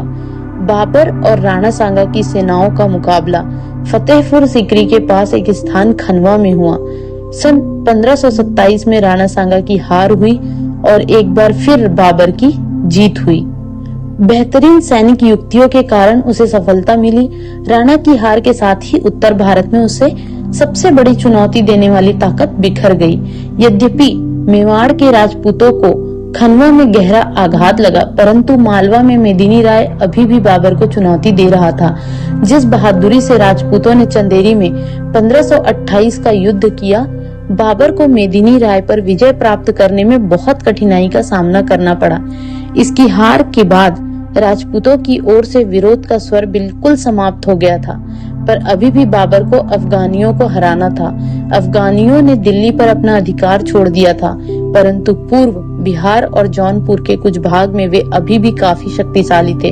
अफगानों और राजपूतों पर पानीपत और खनवा में जीत बहुत ही महत्वपूर्ण थी, परंतु विरोध के स्वर अभी भी मौजूद थे। परंतु अब हम यह कह सकते हैं कि यह जीत मुगल साम्राज्य की स्थापना की दिशा में आगे बढ़ने के लिए महत्वपूर्ण कदम थी। सन 1530 में बाबर की मृत्यु हो गई। अभी भी गुजरात, मालवा और बंगाल के शासकों के पास काफी सशक्त सैनिक बल था और उनका दमन नहीं हो सका था। इन प्रादेशिक शक्तियों का मुकाबला करने का काम हुमायूं के सामने अभी भी बाकी था।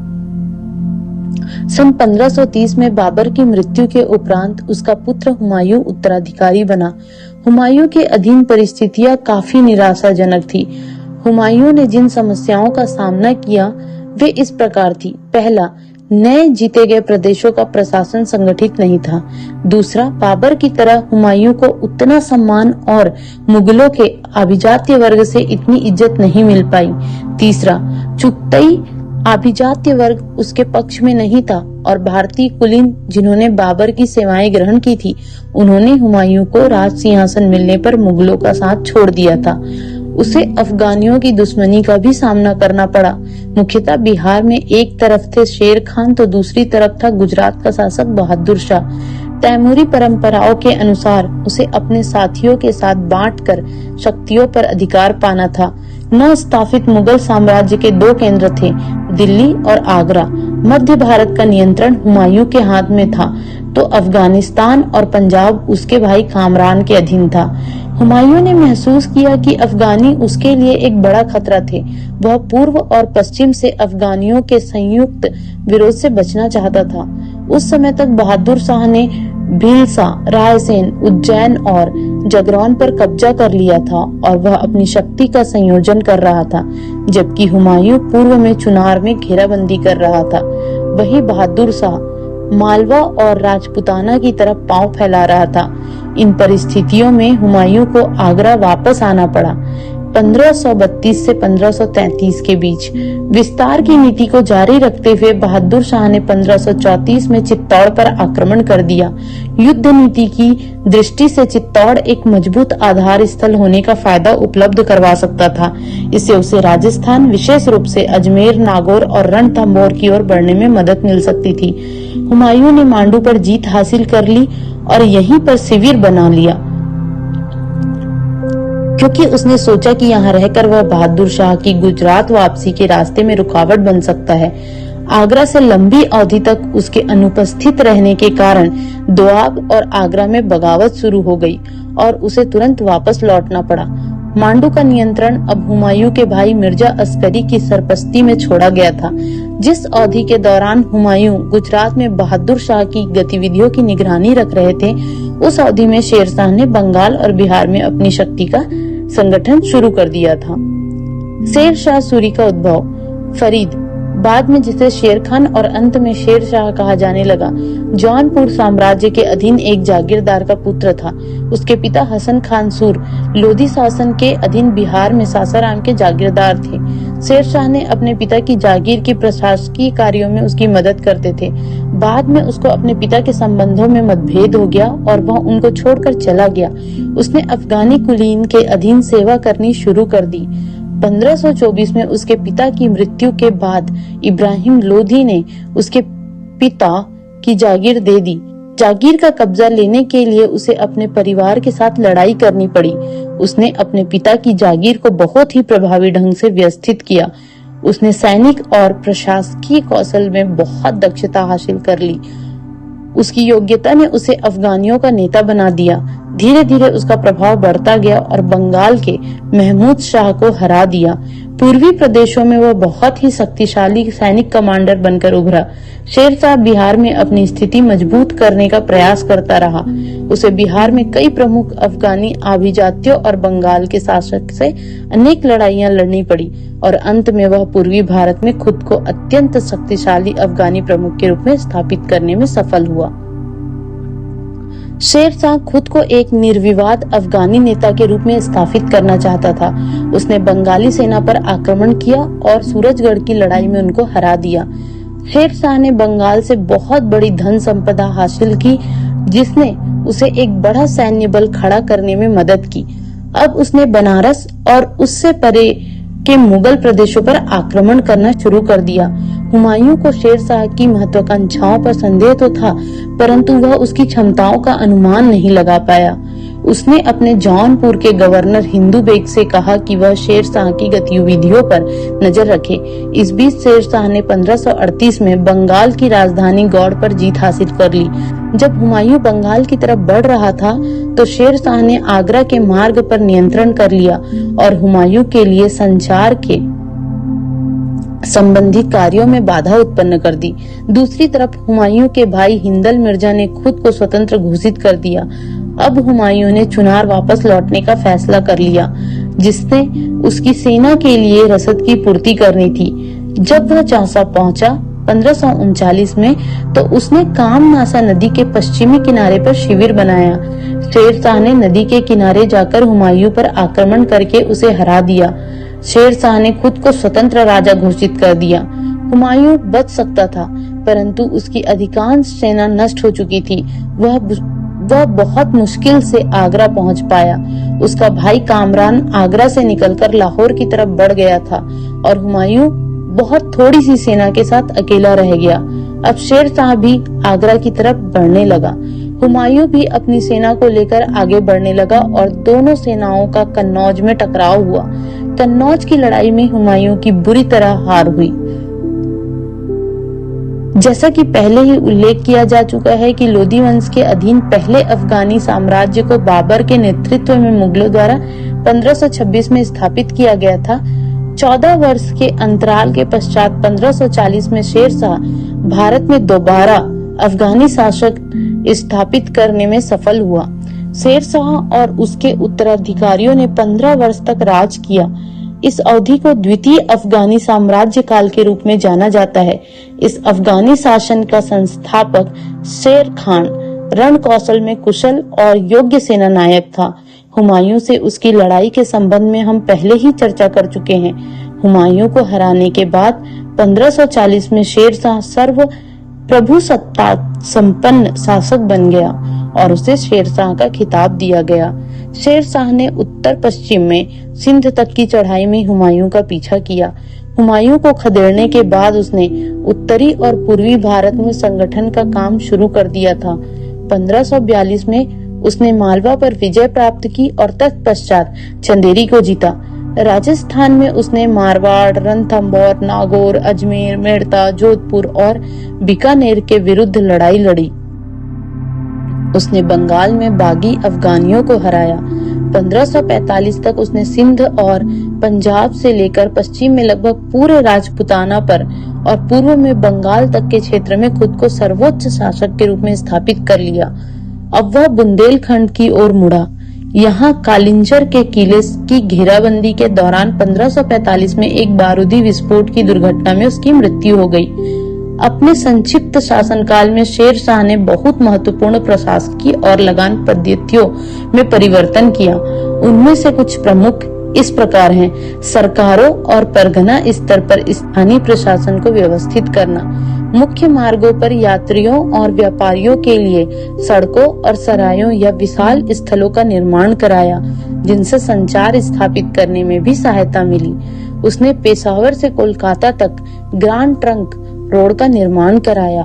मुद्रा प्रणाली, भूमि के मापन और लगान के आकलन के उपायों का मानकीकरण, सेना के पुनर्गठन और घोड़ों को दागने की प्रथा को पुनः शुरू करना और न्यायिक प्रणाली को व्यवस्थित करना। शेर शाह का उत्तराधिकारी बना उसका पुत्र इस्लाम शाह। इस्लाम शाह को अपने भाई आदिल खान और अन्य कई अफगानी आभिजात्यों के साथ अनेक लड़ाइयां लड़नी पड़ी। 1553 में उसकी मृत्यु हो गई। धीरे धीरे अफगानी साम्राज्य शक्ति विहीन होता गया। इसी मौके का फायदा उठाकर हुमायूं ने फिर भारत की तरफ बढ़ना शुरू कर दिया। 1555 तक आते आते उसने फिर से अपना खोया साम्राज्य वापस छीन लिया और द्वितीय अफगानी साम्राज्य को समाप्त कर लिया। 1555 में हुमायूं ने आगरा और दिल्ली पर विजय प्राप्त की और भारत में खुद को बादशाह के रूप में स्थापित कर लिया।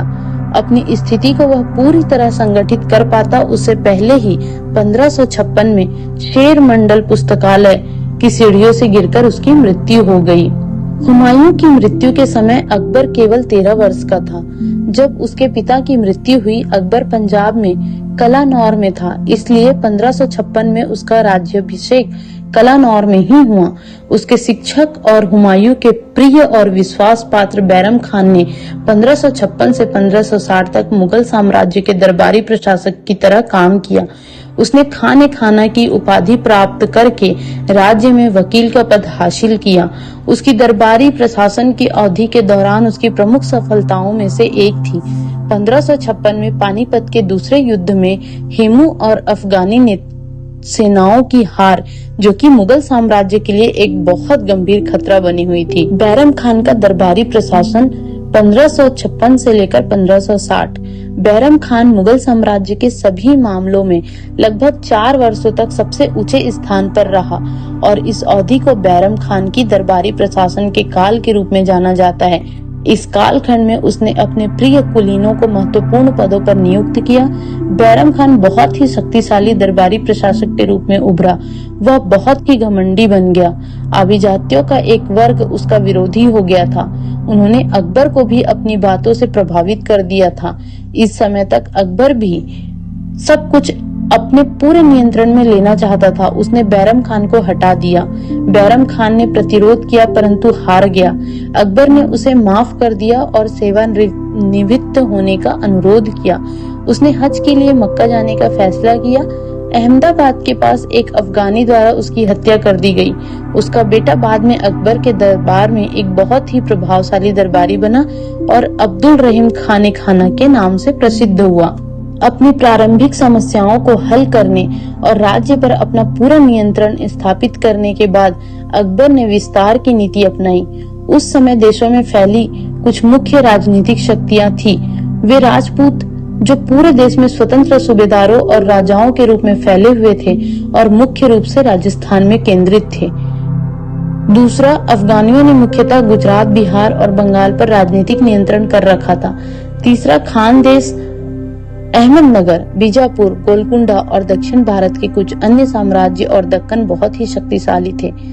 चौथा, काबुल और कंधार पर यद्यपि मुगल गुटों का शासन था पर वे अकबर से दुश्मनी रखते थे। अकबर ने बहुत ही व्यवस्थित नीति से साम्राज्य को फैलाने का काम शुरू कर दिया। बैरम खान को बर्खास्त करने के बाद अकबर का पहला कदम था अपने अभिजात्य वर्ग से संघर्ष समाप्त करना। इसके नियंत्रण के लिए उसने अत्यंत कूटनीतिक कौशल और संगठनात्मक योग्यताओं का प्रदर्शन किया। अपनी विस्तार की नीति की शुरुआत उसने मध्य भारत से की। 1559 से 60 में अकबर ने अपने पहले अभियान दल को मालवा की तरफ बढ़ने से पूर्व ग्वालियर को जीतने के लिए भेजा। मध्य भारत में मालवा पर उस समय बाज बहादुर का शासन था। इसके विरुद्ध लड़ाई के अभियान पर अकबर ने आदम खान को तैनात किया। बाज बहादुर हार गया और बुरहानपुर की तरफ भाग गया। गोंडवाना दलपत शाह की विधवा रानी दुर्गावती द्वारा शासित मध्य भारत का स्वतंत्र प्रदेश था, जिसे जीतने के बाद अकबर ने 1564 में मुगल साम्राज्य को शामिल कर लिया।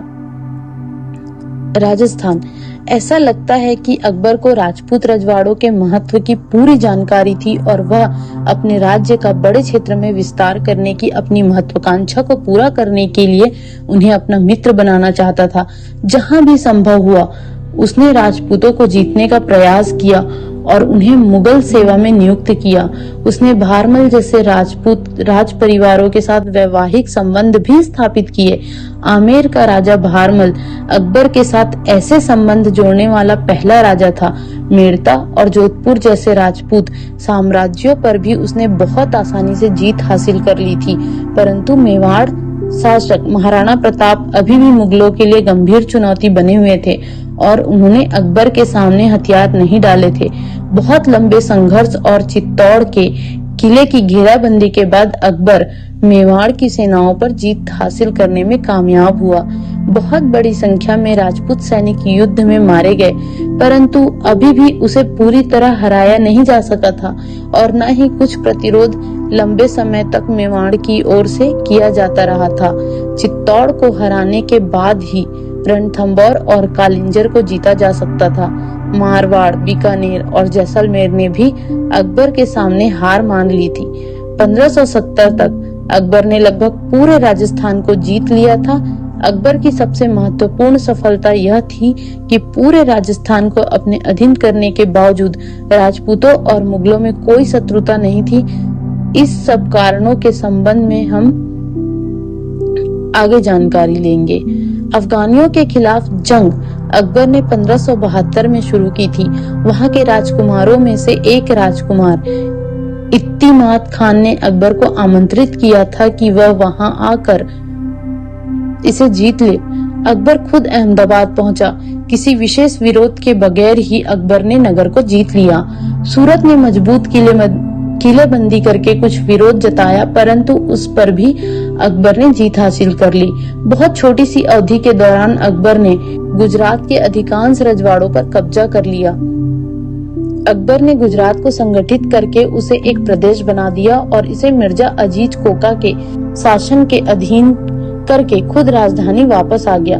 6 महीने की अवधि में अनेक बागी गुटों ने एकता कर ली और मिलकर मुगल शासन के विरुद्ध विद्रोह कर दिया और मुगल सूबेदार को कई प्रदेशी क्षेत्रों से अपना कब्जा छोड़ना पड़ा। बागियों के नेता थे इख्तियार उल मुल्क और मोहम्मद हुसैन मिर्जा। अकबर ने आगरा में विद्रोह की खबर सुनी तो वह अहमदाबाद के लिए निकल पड़ा। अकबर बहुत तेज गति से आगे बढ़ा और 10 दिन के अंदर अहमदाबाद पहुंच गया। बादशाह ने बहुत जल्दी ही विद्रोह को कुचल दिया। गुजरात के अभियान के बाद बंगाल और बिहार की तरफ रुख किया गया, जो अफगानियों के नियंत्रण में थे।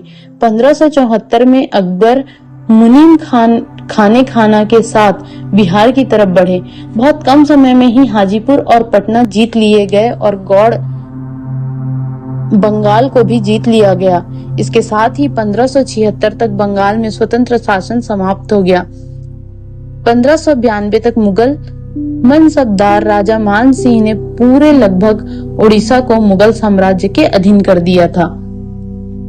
1581 में मुगल साम्राज्य के कुछ क्षेत्रों में सिलसिलेवार लड़ाइयां शुरू हो गई। बंगाल, बिहार, गुजरात और उत्तर पश्चिम असंतोष के मुख्य केंद्र थे।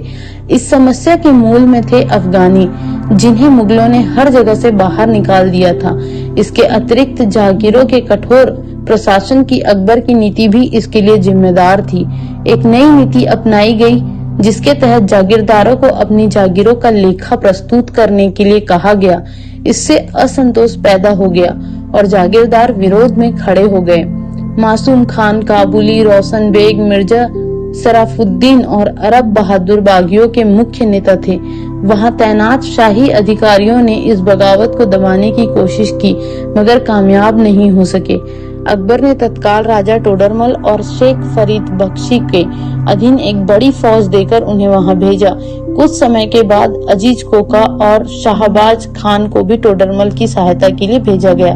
बागियों ने अकबर के भाई हकीम मिर्जा को, जो उस वक्त काबुल में था, अपना राजा घोषित कर दिया, परंतु शीघ्र ही मुगल सेनाओं ने बिहार, बंगाल और उसके आसपास के क्षेत्रों में विद्रोह को बहुत ही सफलतापूर्वक दबा दिया। पंजाब में मिर्जा हकीम अकबर के लिए समस्या खड़ी कर रहा था और उसने लाहौर पर हमला कर दिया। हकीम मिर्जा को उम्मीद थी कि बहुत से मुगल अफसर उसका साथ देंगे, परंतु किसी बड़े समूह ने उसका साथ नहीं दिया। अकबर ने खुद लाहौर की तरफ बढ़ने का फैसला किया। हकीम मिर्जा तुरंत पीछे हट गया और अकबर ने पूरे क्षेत्र पर कब्जा कर लिया। उसकी सबसे पहली प्राथमिकता रही उत्तर पश्चिमी सीमांत क्षेत्रों की सुरक्षा व्यवस्थित करना। इसके बाद उसने काबुल की तरफ बढ़ना शुरू किया और उस प्रदेश पर भी विजय प्राप्त की। काबुल का कार्यभार उसने अपनी बहन बख्तुनिसा बेगम को सौंपा। बाद में राजा मान सिंह को वहां का सूबेदार तैनात किया गया और उसे जागीर के रूप में इसे दे दिया गया। उत्तर पश्चिम क्षेत्र में जो अन्य गतिविधि विकसित हुई वह थी रोशनाइयों की बगावत, जिसने काबुल और हिंदुस्तान के बीच के मार्ग पर कब्जा कर लिया था। रोशनाई एक सैनिक सिपाही द्वारा स्थापित संप्रदाय था जिसे उस प्रदेश में पीर रोशनाई कहते थे। उसका पुत्र उस पंथ का सरदार था जिसके बहुत बड़ी संख्या में अनुयायी थे। अकबर ने रोशनाइयों को दबाने और वहां मुगलों का नियंत्रण स्थापित करने के लिए बहुत बलशाली फौज का सेनापति बनाकर जाइन खान को वहां भेजा। जाइन खान की मदद करने के लिए सईद खान, गखड़ और राजा बिरबल को भी अलग अलग सैनिक टुकड़ियों के साथ वहां भेजा गया। एक सैनिक कार्यवाही के दौरान अपने अधिकतर सैनिकों के साथ बिरबल मारा गया। उसने बगावत को दबाने के लिए राजा टोडरमल और राजा मान सिंह को नियुक्त किया और वे दोनों रोशनाइयों को हराने में कामयाब रहे। लंबे समय तक अकबर कश्मीर को जीतने के लिए उस पर आंख गड़ाए रहा। 1586 में कश्मीर मुगल साम्राज्य में शामिल कर लिया गया। सिंध में उत्तर पश्चिम में अभी भी कुछ रिहायशी क्षेत्र स्वतंत्र थे। 1590 में अकबर ने खाने खाना को मुल्तान का गवर्नर नियुक्त किया और उसे बिचौलियों को हराने के लिए कहा जो उस क्षेत्र की एक जनजाति थी, और उस पूरे प्रदेशीय क्षेत्र को जीतने का आग्रह किया। सबसे पहले थट्टा पर अधिकार किया गया और मुल्तान के सूबे में उसे सरकार के रूप में स्थापित किया गया। आसपास के क्षेत्रों में बलूचियों के साथ झड़पें होती रही। अंत में वर्ष 1595 में पूरे उत्तर पश्चिमी क्षेत्रों पर मुगलों की संपूर्ण सर्वोच्चता स्थापित कर दी गई। 1590 के पश्चात दक्कन के प्रदेशों को मुगलों के नियंत्रण के अधीन लाने के लिए दक्कन नीति को सरकार रूप दिया। इस अवधि के दौरान दक्कन के प्रदेशों में आंतरिक तनाव और निरंतर युद्ध चल रहे थे। 1591 में अकबर ने दक्कन प्रदेशों को उपहार भेजकर यह संदेश भिजवाया कि वे मुगलों की प्रभुसत्ता को स्वीकार कर ले, परंतु इसमें उसे कोई विशेष सफलता नहीं मिली। अब अकबर ने आक्रमण की नीति अपनाने का निर्णय किया। पहला अभियान अहमदनगर के लिए कूच किया, जिसके सेना नायक थे राजकुमार मुराद और अब्दुल रहीम खान खाना। 1595 में मुगल सेनाओं ने अहमदनगर पर आक्रमण कर दिया। इसकी शासिका चांद बीवी ने मुगलों का मुकाबला करने का फैसला किया। उसने सहायता के लिए बीजापुर के इब्राहिम आदिल शाह और गोलकुंडा के कुतुब शाह से संपर्क किया, परंतु उसे कोई सफलता नहीं मिली। घमासान युद्ध हुआ। दोनों तरफ भारी नुकसान होने के बाद एक समझौता किया गया, जिसके तहत चांद बीबी ने बरार मुगलों के हवाले कर दिया। कुछ समय के पश्चात चांद बीबी ने बरार को वापस लेने के लिए फिर से हमला कर दिया। इस वक्त निजाम शाही, कुतुब शाही और आदिल शाही टुकड़ियों ने मिलकर मोर्चा संभालने का निर्णय किया। मुगलों को भारी नुकसान हुआ, इसके बावजूद वे अपनी स्थिति बनाए रखने में कामयाब रहे।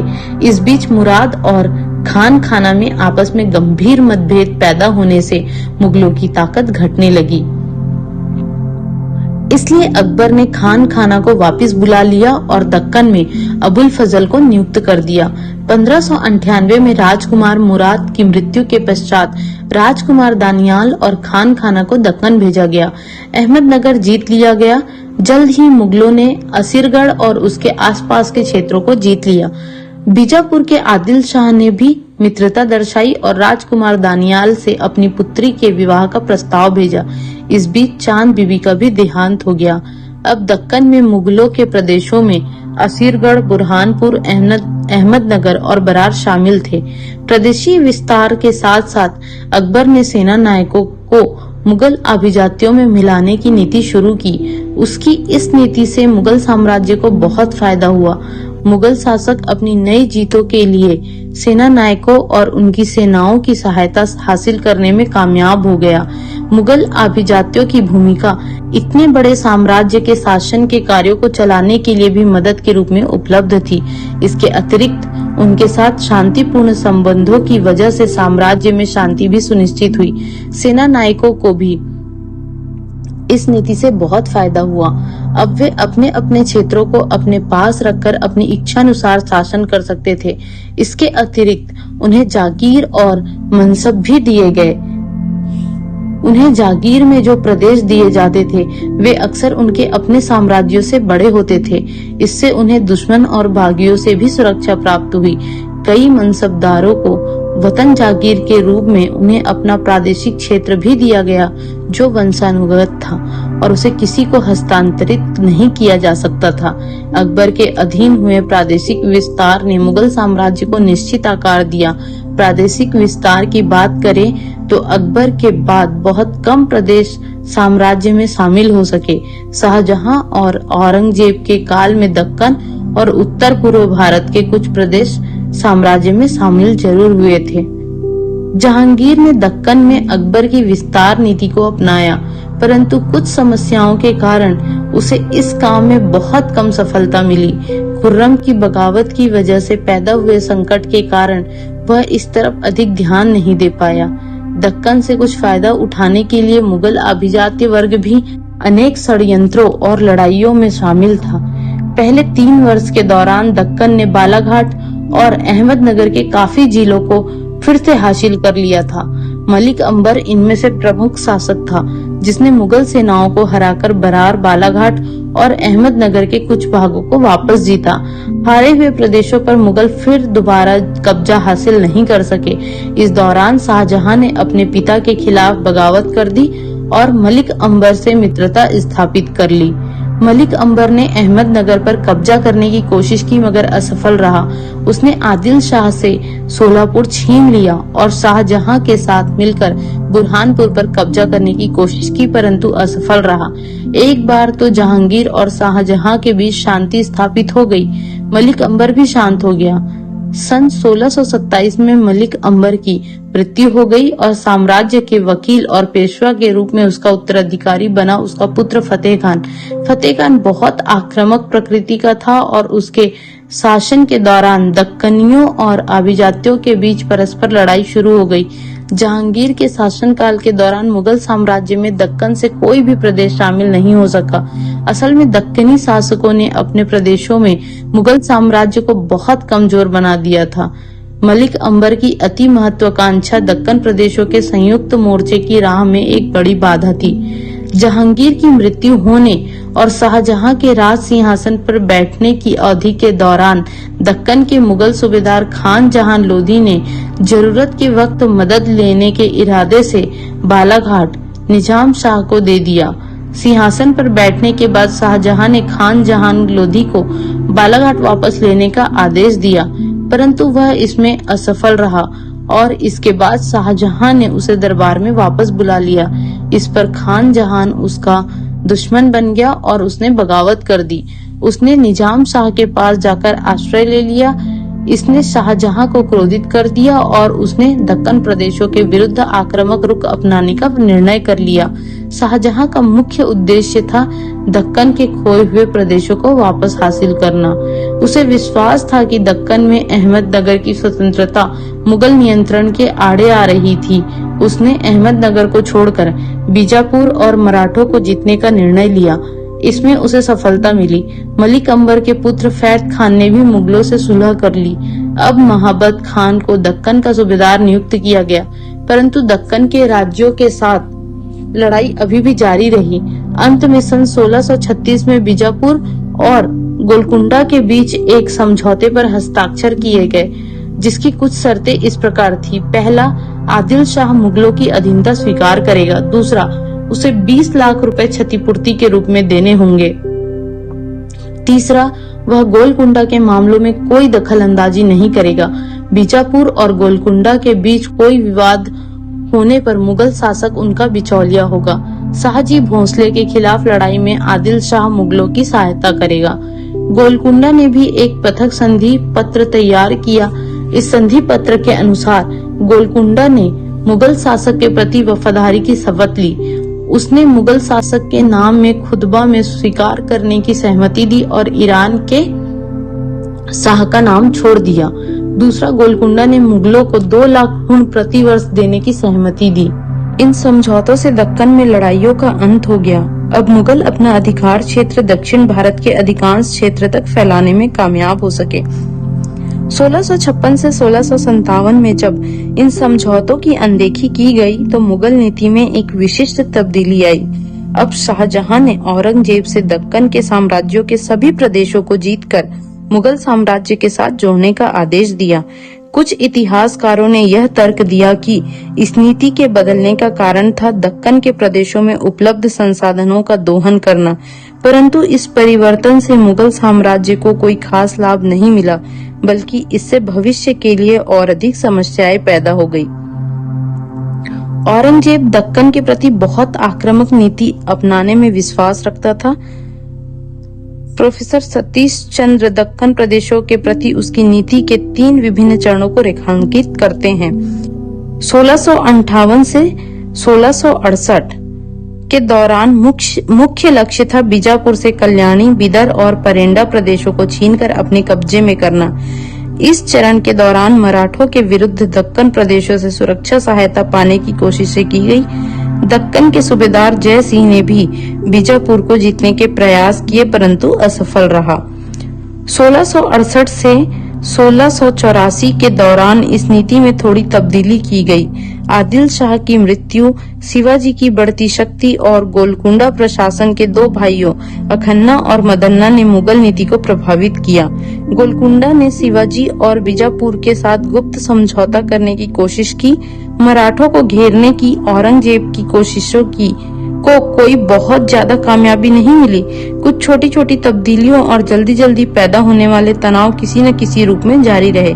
तीसरे चरण में 1684 से 1687 तक औरंगजेब ने दक्कन के प्रदेशों को खुल्लम खुल्ला अपने राज्य में शामिल करने की नीति अपनाई।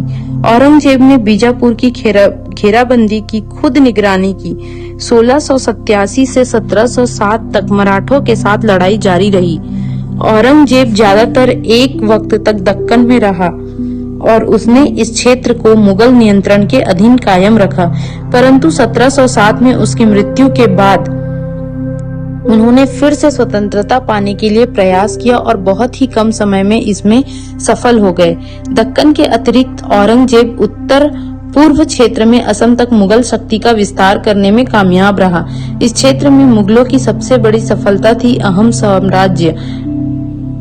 साम्राज्य असम के मीर जुमला को बंगाल के सूबेदार की अधीन लाकर अपने साथ जोड़ना। एक अन्य महत्वपूर्ण उत्तर पूर्व की विजय थी। बंगाल के नए गवर्नर शाइस्ता खान के अधीन 1664 में चटगांव की जीत। अहोम साम्राज्य पर बहुत लंबे समय तक सीधा नियंत्रण नहीं रखा जा सका। वहां तैनात मुगल फौजदार को विरोध सहना पड़ा और वहां नियमित रूप से लड़ाइयां होती रहती थी। 1680 तक अहोम के शासकों ने कामरूप पर जीत हासिल कर ली और वहां मुगल नियंत्रण समाप्त हो गया। औरंगजेब के अधीन मुगल साम्राज्य ने अधिकतम प्रादेशिक सीमाओं तक अपनी पहुंच बना ली थी और लगभग आधुनिक भारत कहे जाने वाले संपूर्ण क्षेत्र को जीत लिया था, परंतु उसका शासन जाटों, सतनामियों, अफगानियों, सिखों और मराठों की आम बगावतों से परेशान था। अकबर के अधीन राजपूत मुगलों की सहायता के एक महत्वपूर्ण आधार की तरह उभरे और बाद में जहांगीर और शाहजहां के अधीन भी, परंतु औरंगजेब के अधीन उन्होंने खुद को पराया अनुभव करना शुरू कर दिया और धीरे धीरे प्रशासनिक ढांचे में उन्होंने अपना स्थान भी खो दिया। औरंगजेब के अधीन मराठों ने मुगलों की सत्ता को बड़ी चुनौती दी थी। दक्कन के प्रदेशों ने मुगलों की विस्तार योजनाओं का कड़ा विरोध किया। उत्तर पश्चिमी सीमांत प्रदेश में भी कुछ समस्या वाले स्थान थे और मुगलों को इन बाधाओं को दबाना पड़ा। इस प्रकार हम देखते हैं कि मुगल साम्राज्य की स्थापना और इसके विस्तार की प्रक्रिया के दौरान मुगलों को विरोध का सामना करना पड़ा और विविध उपायों और युद्ध नीतियों को अपनाकर अपने तरीके से समझौते करने पड़े। यहाँ हम उन सभी मामलों का संक्षिप्त में विवरण देंगे।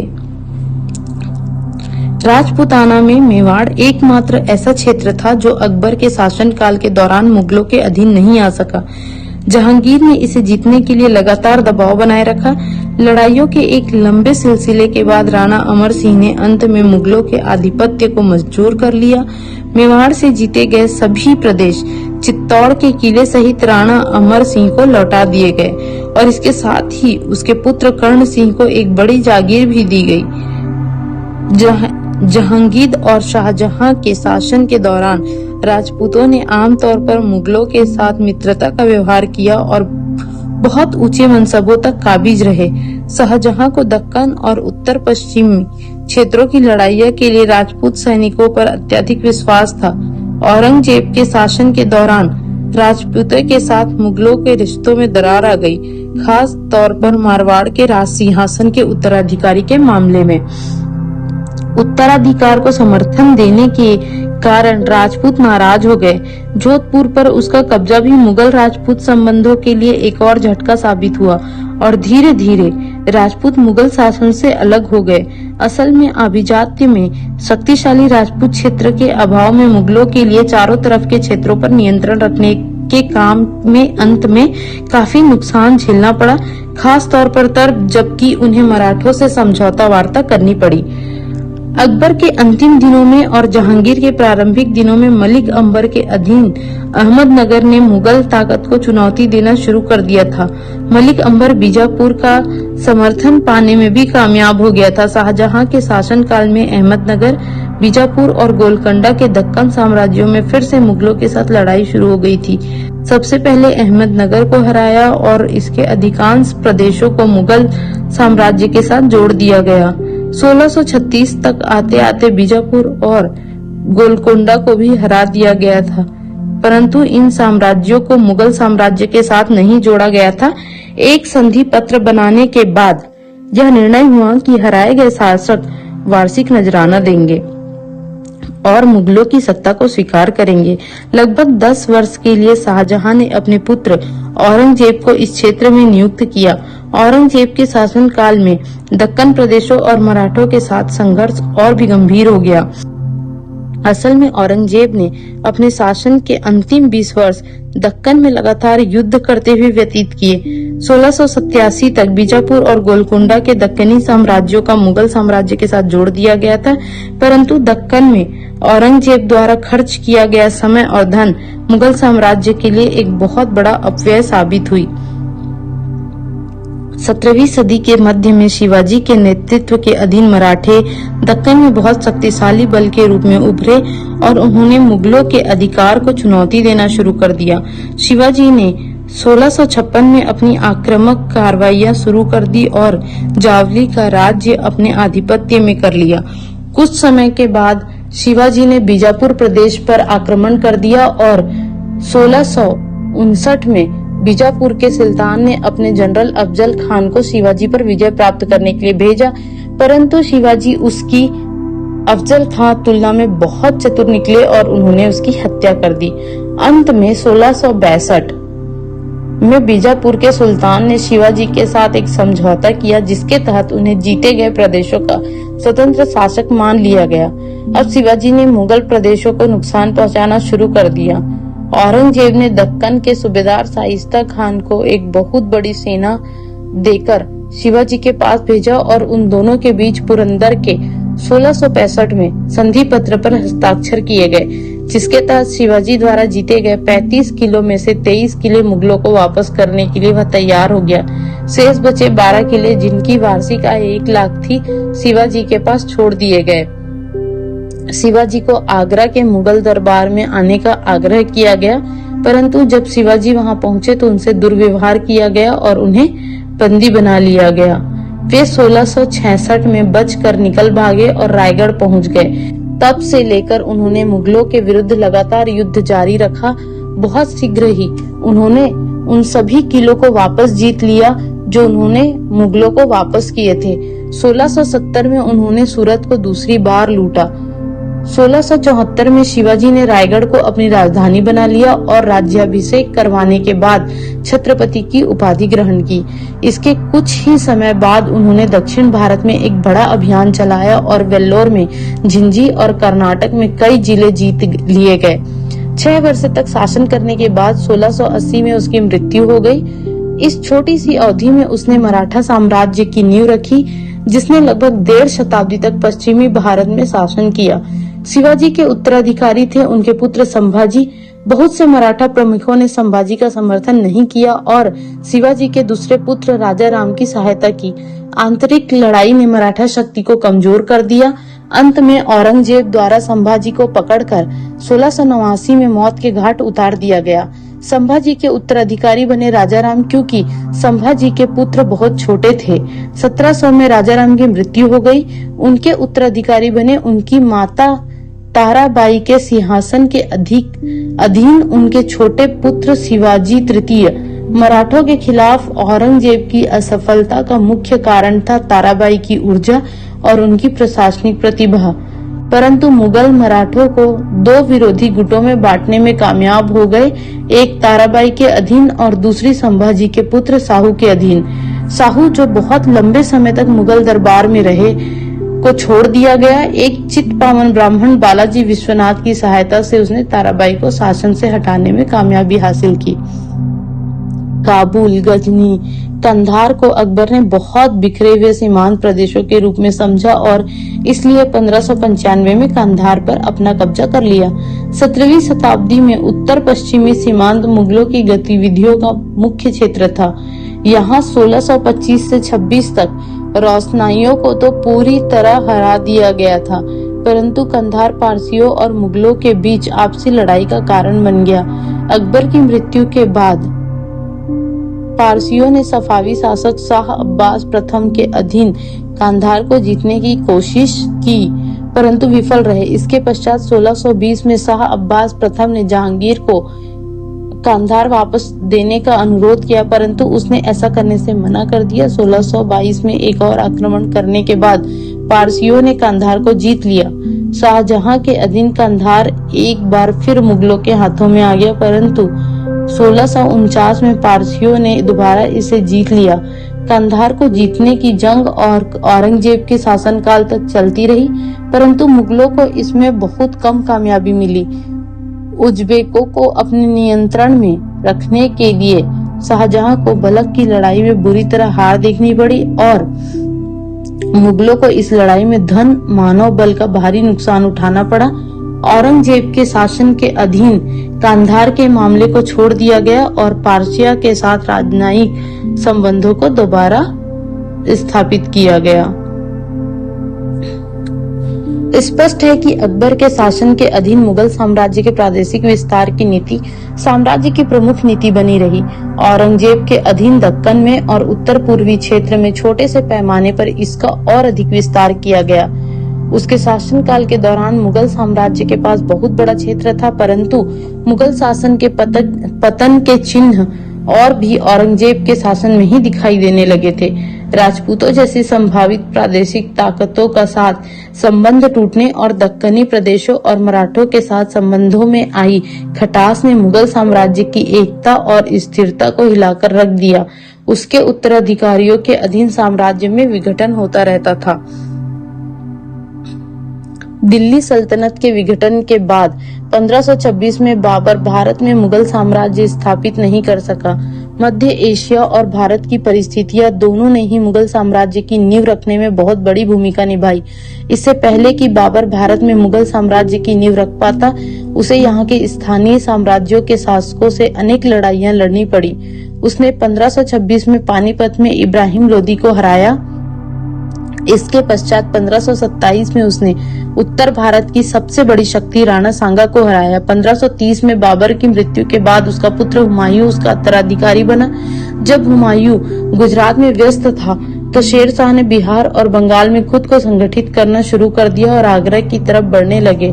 1540 में कन्नौज की लड़ाई में हुमायूं हार गया और शेर शाह के लिए दूसरा अफगानी शासन स्थापित करना संभव हो सका। उसका राज 1540 से 1555 तक चलता रहा, परंतु 1555 में हुमायूं दोबारा आगरा और दिल्ली और कुछ अन्य प्रदेश अफगानियों के हाथों से जीतने में कामयाब हुआ और वहां दोबारा मुगल शासन स्थापित किया। हुमायूं की अचानक मृत्यु होने के बाद अकबर 13 वर्ष की छोटी उम्र में शासक बना और बैरम खान को उसका सहायक नियुक्त किया। राज्य पर अपना नियंत्रण स्थापित करने के बाद अकबर ने विस्तार की नीति अपनाई। उसने विवाह संबंधों द्वारा अथवा अनेक प्रदेशों पर आक्रमण करके राजपूत साम्राज्यों को अपने पक्ष में किया। उसने गुजरात, बिहार, बंगाल, पंजाब और संपूर्ण उत्तर पश्चिम को अपने नियंत्रण के अधीन कर दिया। उसने दक्कन में अहमदनगर, बरार, बुरहानपुर, असीसगढ़ इत्यादि को भी अपने साम्राज्य में जोड़ा। जहांगीर ने भी दक्कन में विस्तार की नीति को अपनाया, परंतु उसे बहुत अधिक कामयाबी नहीं मिली और उसने अपने कुछ प्रदेश यहाँ खो दिए। 1636 में शाहजहां बीजापुर और गोलकोंडा पर अपना नियंत्रण स्थापित कर सका। औरंगजेब ने भी दक्कन में आक्रामक नीति को अपनाया और अपने शासन की अधिकांश अवधि के दौरान मराठों के साथ लड़ाइयों में उलझा रहा। औरंगजेब के अधीन मुगल साम्राज्य की सीमाएं अधिकतम प्रदेशों तक फैली। विडंबना यह है कि औरंगजेब के शासनकाल में ही मुगल साम्राज्य का पतन होना शुरू हो गया था। राजपूतों और मराठों जैसी प्रादेशिक शक्तियों के साथ उसके संबंध टूटने लगे थे। अब हम जानेंगे कि मुगल औरतों को हरम में आखिर क्यों रखा जाता था। मुगल शासनकाल भारतीय इतिहास का एक महत्वपूर्ण अध्याय है, जिसमें राजनीतिक, सांस्कृतिक और सामाजिक व्यवस्थाएं अद्वितीय थी। इस काल में हरम या जनाना एक महत्वपूर्ण संस्थान था, जो शाही परिवार की महिलाओं का निवास स्थान हुआ करता था। यह न केवल एक निजी क्षेत्र था, बल्कि शक्ति, राजनीति और षड्यंत्र का केंद्र भी था। यहाँ हम जानेंगे कि हरम की स्थापना, इसके उद्देश्य और इसकी संरचना और इसमें प्रवेश की अनुमति प्राप्त करने वाले लोगों पर विस्तृत चर्चा। हरम की परिभाषा और उद्देश्य। हरम अरबी भाषा के शब्द हरम से लिया गया है। जिसका अर्थ पवित्र या निषिद्ध होता है। मुगल शासन में हरम एक विशेष परिसर होता था जहाँ शाही परिवार की महिलाएं रहती थी। इसे जनाना भी कहा जाता है। हरम का मुख्य उद्देश्य शाही महिलाओं की सुरक्षा, गोपनीयता और गरिमा की रक्षा प्रदान करना था। हालांकि हरम बाहरी दुनिया से कटा हुआ प्रतीत होता था, लेकिन इसका प्रभाव दरबार की राजनीति और सत्ता पर गहरा था। कई बार यहाँ की महिलाएं शासकों को सलाह भी देती थी और महत्वपूर्ण राजनीतिक निर्णयों में भूमिका निभाती थी। हरम की संरचना और इसमें रहने वाले लोग। हरम केवल बादशाह की पत्नियों और रखैलों तक सीमित नहीं था। इसमें विभिन्न वर्गों की महिलाएं और नौकर चाकर भी रहते थे। हरम की संरचना कुछ इस प्रकार थी। पहला, शाही महिलाएं, जिसमें महारानियां जो मुख्य पत्नियां या प्रधान रानी हुआ करती थी। दूसरा, मलिकाएं जो अन्य रानियां।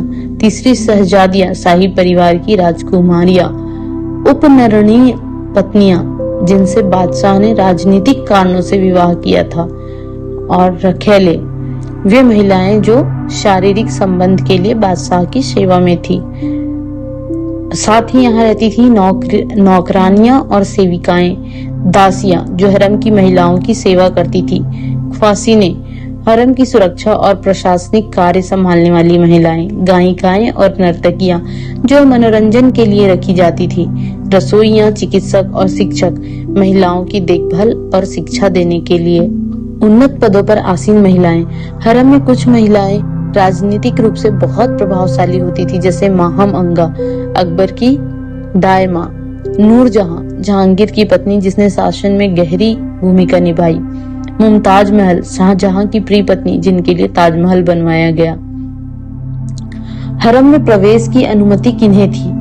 हरम की गोपनीयता को बनाए रखने के लिए उसमें बहुत ही सीमित लोगों को जाने की अनुमति थी, जिसमें से ये लोग थे बादशाह। हरम में प्रवेश का विशेषाधिकार केवल बादशाह को था। ख्वाजा सरा, हिजड़े या यूनक, ये पुरुष नहीं होते थे, इसलिए इन्हें हरम में सेवकों और रक्षकों के रूप में रखा जाता था। बादशाह के छोटे लड़के, शहजादे, जब तक वे युवा नहीं हो जाते उन्हें हरम में रहने की अनुमति थी।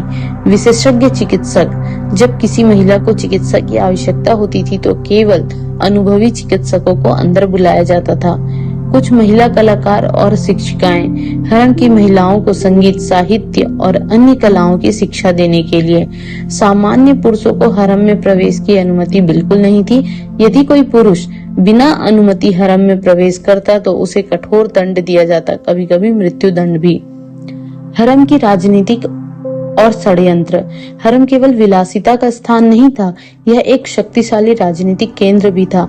कई बार हरम की महिलाएं राज्य की राजनीति में हस्तक्षेप करती थी। उत्तराधिकार का संघर्ष। हरम में शहजादे के लिए गुटबाजी होती थी, क्योंकि हर रानी चाहती थी कि उसका पुत्र बादशाह बने।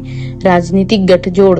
शाही विवाह अक्सर राजनीतिक गठजोड़ के लिए होते थे, जिससे हरम में कई राजपूत, फारसी और तुर्की महिलाएं भी शामिल होती थी।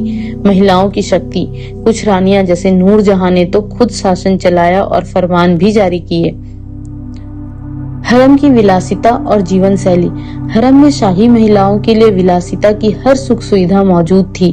महंगे गहने, रेशमी कपड़े, इत्र और कीमती धातुओं से बनी वस्तुएं, बाग बगीचे, फव्वारे और स्वर्ण जड़ित महित महल, संगीत, नृत्य, कवि सम्मेलन और अन्य मनोरंजन के आयोजन, साहित्य, कढ़ाई, चित्रकला और फारसी व अरबी भाषा की शिक्षा। हालांकि हरम दिखने में स्वर्ग जैसा लगता था, लेकिन इसकी सीमाओं ने कई महिलाओं को मानसिक रूप से कैद कर लिया था। कई महिलाएं अपने जीवन भर हरम में ही रह जाती थी और कभी बाहरी दुनिया देख भी नहीं पाती थी।